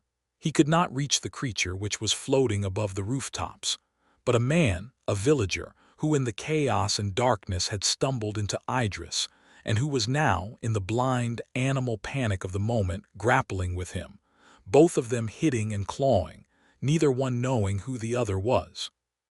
Maya grabbed more children, pulling them into the shadow of a stilt house, pressing them against the wooden stilts, covering their bodies with her own. She could see the creature above, the organs trailing between the houses, the light pulsing, and she could see more children emerging from doorways, drawn by the glow, walking like sleepwalkers toward the light, and she could not reach them all. The creature took 2 more. 2 children, a boy and a girl, who had walked to the center of the lane and were looking up at the floating, glowing mass with expressions of wonder. The head dropped, the tongue extended, and the girl was first, the tube piercing the soft, thin skin of her neck with a sound that was not a pop but a whisper, a wet, soft, almost gentle sound that was worse than any scream, because the gentleness of it implied care, implied tenderness, implied a creature that understood the fragility of its prey, and that took a perverse, maternal pleasure in the act of being gentle with something it was about to destroy. The girl did not make a sound. Her body, so small, so light, deflated even faster than the men's, the blood draining in seconds rather than tens of seconds, the flesh collapsing, the skin turning white, the eyes dimming. And then the boy, the same tube, the same whisper, the same collapse, and two more husks lay on the packed earth of the village lane. Too small. White, empty things that had been children, that had been alive, that had been running and laughing and eating satay and carrying lanterns, and that were now nothing. Nothing but shapes, husks, shells, the life vacuumed out of them with a precision and a thoroughness that left no doubt that this was not a killing but a harvest. The village was in full panic now. People were running in every direction. The darkness total except for the pulsing glow of the creature, the sound of screaming and shouting and the wet, rhythmic slap of the organs moving through the air, and the sound that was worst of all. The sound that Maya would never be able to unhear. The sound of the creature feeding, the swallowing, the gulping, the obscene, gluttonous noise of something eating and not being able to stop, not wanting to stop, the hunger so vast and so deep that no amount of blood would ever be enough to fill it. Maya found Idris. He had separated from the villager and was running toward her, his face smeared with blood, his own, from a split lip, and his knife in his hand, and his eyes were those of a soldier, the eyes of a man who has been in situations where the world has broken down and the only thing left to do is survive. He grabbed her arm. "The clinic," he said. "The basement, that's where it goes back. We wait for it there." "Wait for it, it'll kill us. It has to go back before dawn. It has to reattach. That's when it's vulnerable. That's the only time." Maya wanted to argue, wanted to run, wanted to take the children and flee into the jungle and never stop. But she looked at the village, at the bodies on the ground, at the white, drained husks that had been people, at the children still wandering toward the glow, and she understood that running would not end this, that the creature would be here tomorrow and the next day and the day after that, feeding and feeding, and that the only way to end it was to confront it at the moment of its greatest vulnerability. They ran for the clinic. The village was a nightmare. They ran through lanes that were dark and wet with blood, Maya realized, the blood of the drained victims seeping from their husks into the packed earth, turning the dirt into a red, slippery mud that made their feet slide and stumble. They passed bodies, 7, 8, 10, she lost count, each one lying on the ground in a posture of frozen collapse, each one white and hollow and precisely pierced, each one a monument to a death that was not a death but an extraction, a removal, a taking of the thing that made a body a person and the leaving behind of the thing that was only a shape. They reached the clinic. The door was open. Sora had left it open when she departed, or perhaps it had never been locked because the creature did not need doors. The creature needed only the sky and the dark and the blood of the living. They went in. The reception area was dark and empty, the white tile floor gleaming faintly in the light of Maya's phone, the jars of cotton balls and bottles of antiseptic still aligned with that obsessive precision, a museum of normalcy in a world that had gone mad. "The basement," Idris said. "We hide, we wait, we watch." They found the basement stairs behind a door marked "Staff Only" and descended into the dark. The basement was exactly as Maya remembered it from her illegal entry into Sora's house, except that these barrels were different. They were in the clinic, not the house, and they were arranged differently, pushed against the walls to create a clearing in the center of the floor, and in the center of the clearing was a vat. Not a barrel, a vat. A massive, open-topped container, 6 feet across and 4 feet deep, filled to the brim with vinegar. The surface of the vinegar was still and dark, reflecting the light of Maya's phone like a black mirror, and the smell was overpowering, a wall of acetic acid that made both of them gag and cover their faces with their sleeves. "This is where it reattaches," Idris said. "The body comes here and the head comes back, and the organs go into the vinegar to shrink, and then it puts itself back together." "How do you know that?" "My grandmother told me. She said the creature must soak its organs in vinegar before dawn because the organs expand in the night air and they must be shrunk to fit back into the body. She said the vinegar burns the organs, and during the shrinking the creature is in pain, and it is slow, and it cannot defend itself. That is the only time it can be killed. Killed how? I don't know, my grandmother didn't say. She just said that was the time. They hid behind a row of barrels at the far end of the basement, crouching in the dark, the smell of vinegar filling their lungs, their bodies pressed against the cold concrete wall. They waited. The screams from the village grew fainter, then stopped. The silence that followed was worse than the screaming, because the silence meant that there was no one left to scream, or that the screaming had moved beyond earshot, or that the creature had finished feeding and was returning, and the silence was heavy and thick and full of the smell of vinegar and blood, and Maya's hands were shaking, and Idris's hand was on her arm, and they waited. They did not wait long. The sound came first. The wet, slapping, pulsing sound of the organs moving through the air, growing louder, closer, coming from above, from the direction of the village, and with it came the glow, the faint, reddish-pink luminescence that preceded the creature like the light of a ship preceding the hull, staining the darkness, filling the basement with a pulsing, organic light that turned the barrels into shadows and the vinegar vat into a pool of dark, rippling blood. The creature entered through a ventilation shaft at the top of the basement, the head squeezing through the opening first, the organs following, dragging behind it, and Maya saw it clearly for the first time, the full, unmasked, undisguised creature. And the sight of it was so terrible and so alien that her mind, in a desperate act of self-preservation, tried to reject it, tried to blur the image, tried to make her look away, and she forced herself to watch, because she had to know, she had to see, she had to understand what they were dealing with. The head was human-shaped but wrong.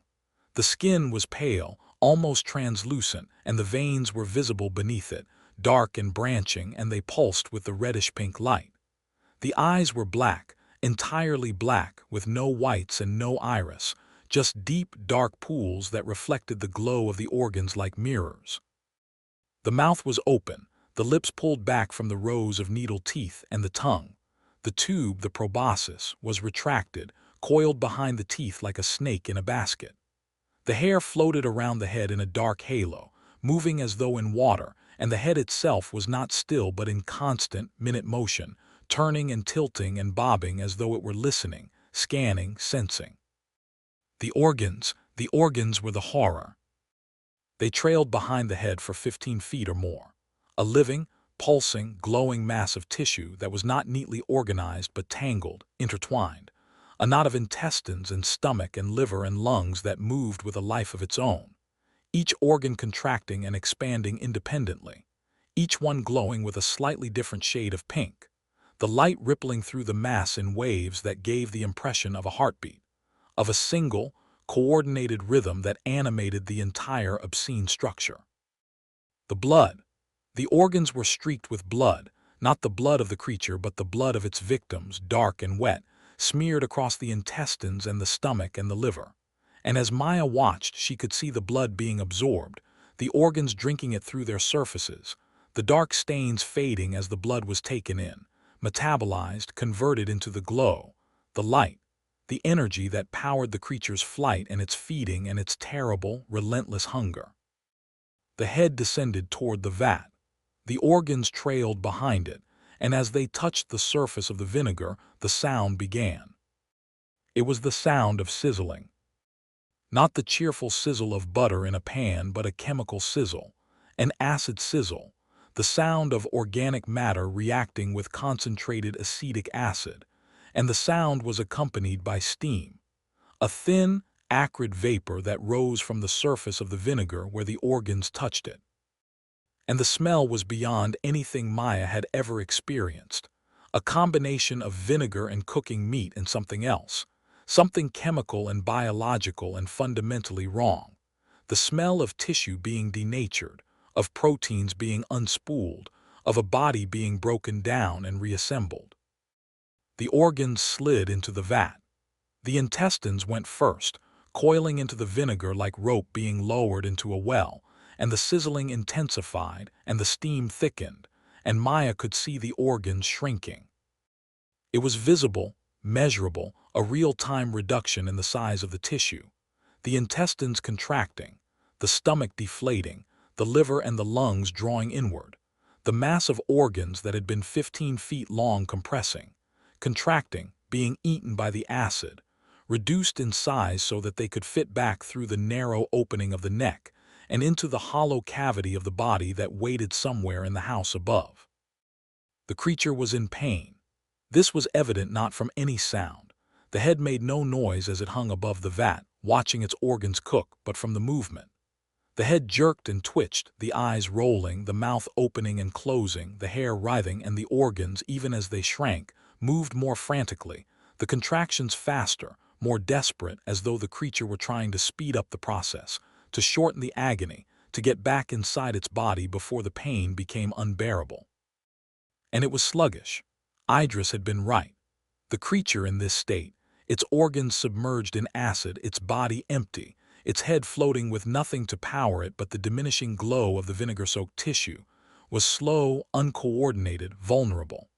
The head moved in erratic, lurching arcs, the fine control that allowed it to fly and hunt and kill replaced by a clumsy, pained wavering, like a drunk trying to walk a straight line.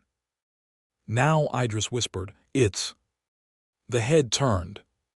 The black eyes, those deep, dark mirror eyes, fixed on the spot where Maya and Idris were hiding, and the mouth opened, and the tongue. The tube, the proboscis, shot out, not toward them but toward the row of barrels, and the tube whipped around the nearest barrel and pulled.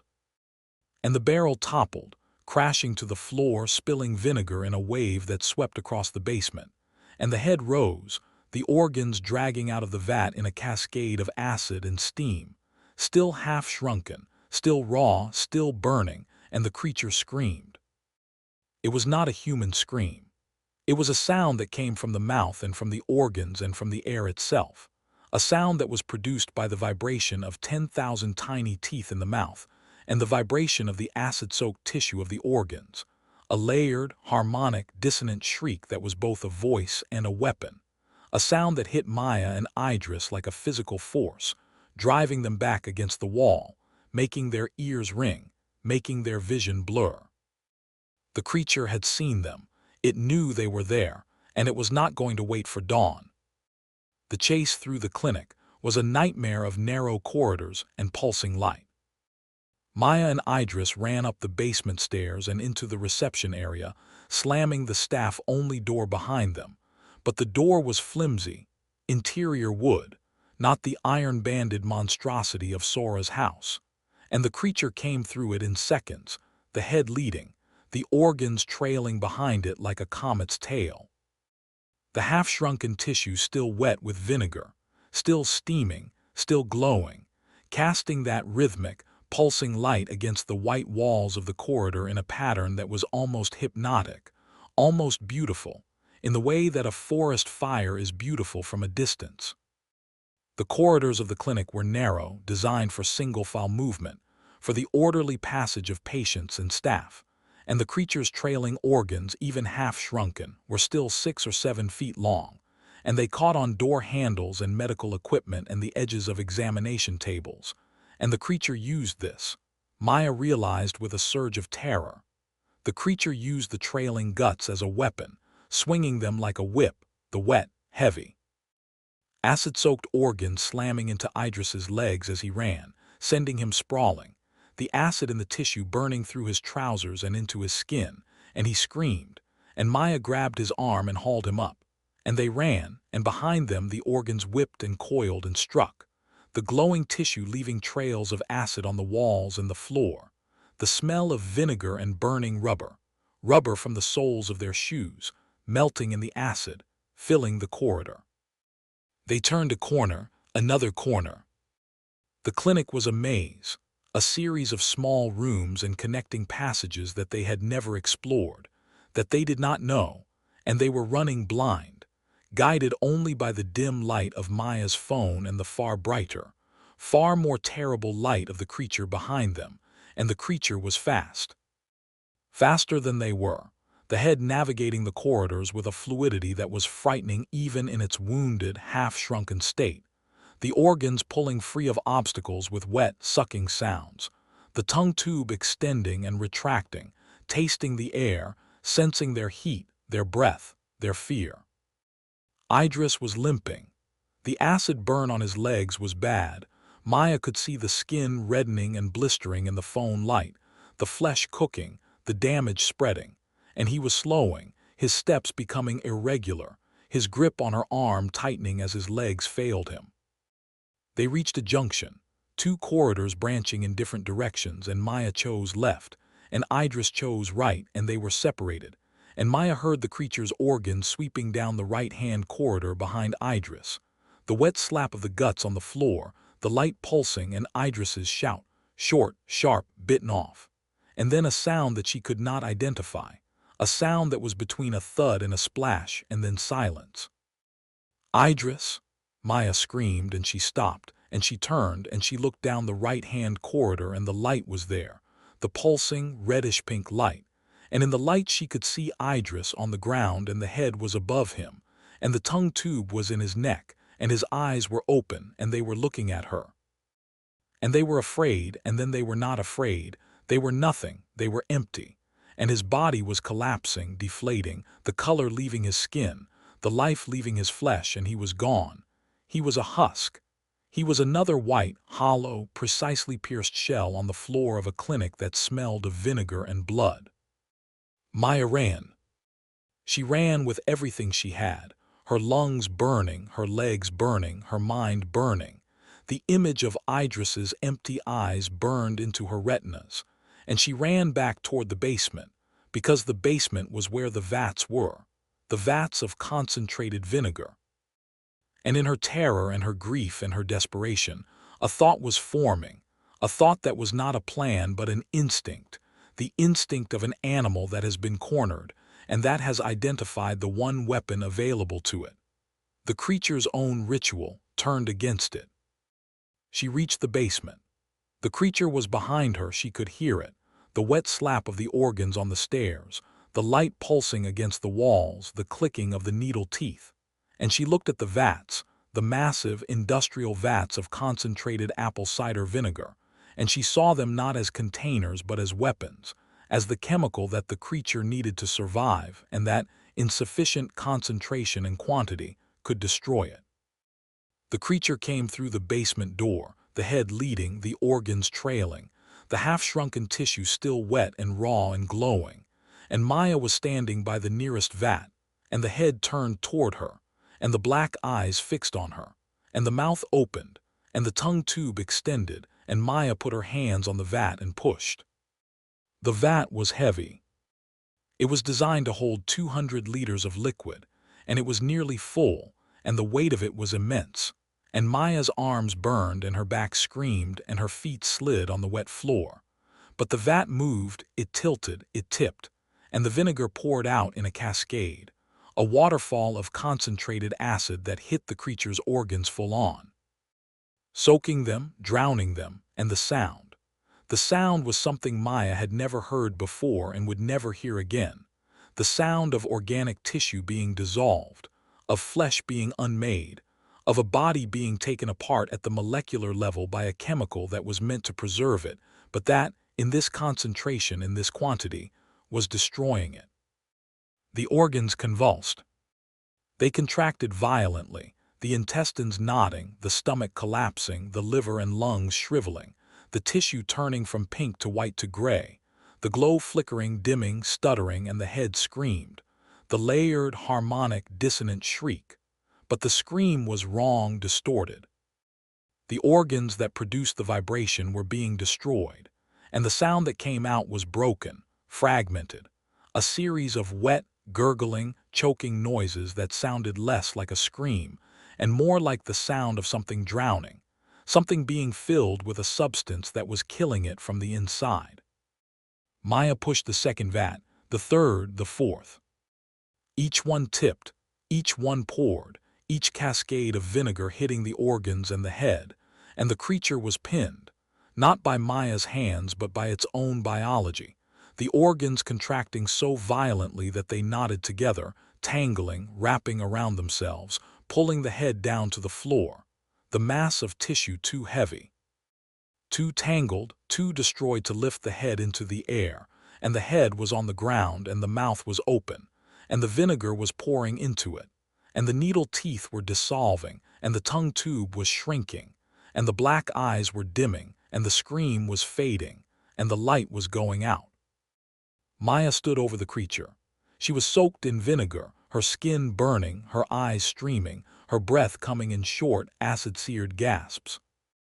The creature was on the floor, the head and the organs a single, tangled, shrinking mass of dissolving tissue, and it was still moving, still twitching, still trying to pull free, still trying to survive, and the hate that emanated from it, the pure, concentrated, cosmic hate of a predator that has been defeated by its prey, was so intense that Maya could feel it on her skin, like heat, like radiation, like the burning gaze of a god that has been struck down by a mortal.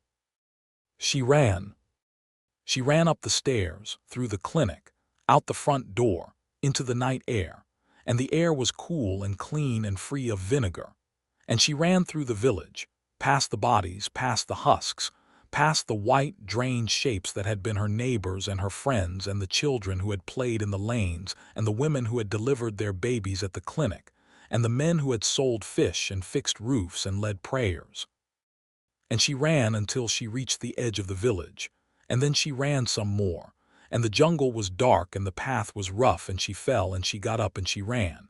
And behind her, in the basement of the clinic, the creature was screaming, and the screaming was getting quieter, and the light was getting dimmer, and the night was getting lighter, and the first edge of the sun was touching the top of the limestone ridge.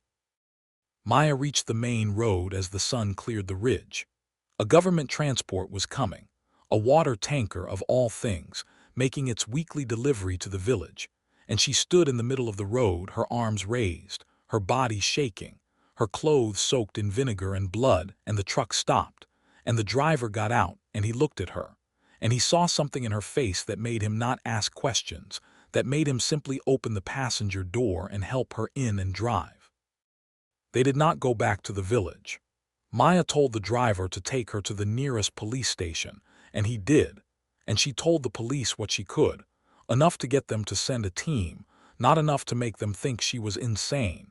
And then she sat in the police station and waited, and the shaking did not stop, and the smell of vinegar did not leave her nose, and the image of Idris's empty eyes did not leave her mind. The police found the bodies. They found the husks. They found the barrels and the vats and the locked room with the headless body and the straps.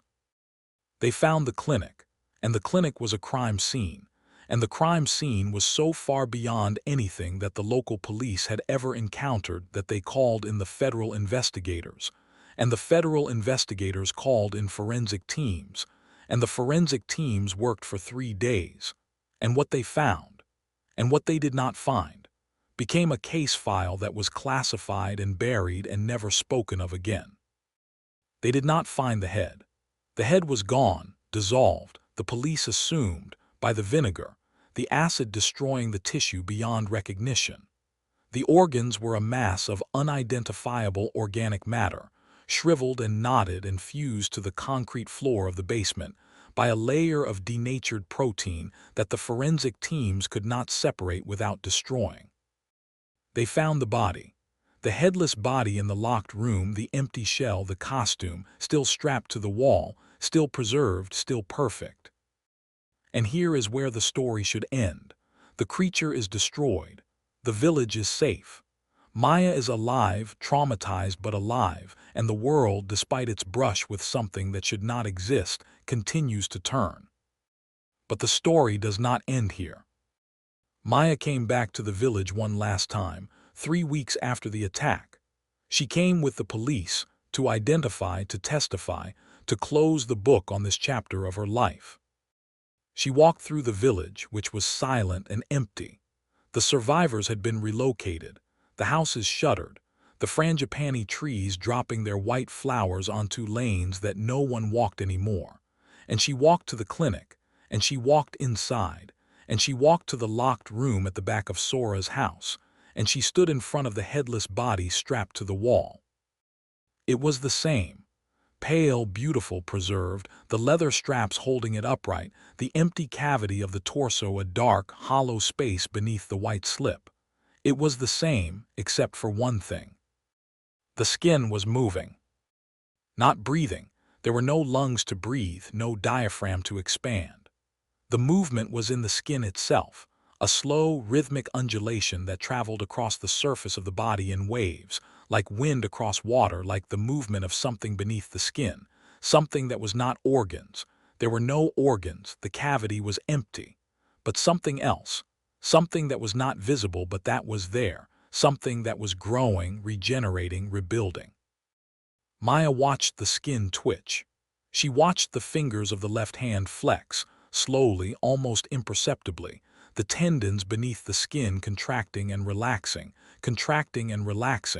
in a rhythm that was not the rhythm of life but the rhythm of hunger, the rhythm of need, the rhythm of a body that was not alive but that was not dead, that was not whole but that was not finished, that was waiting.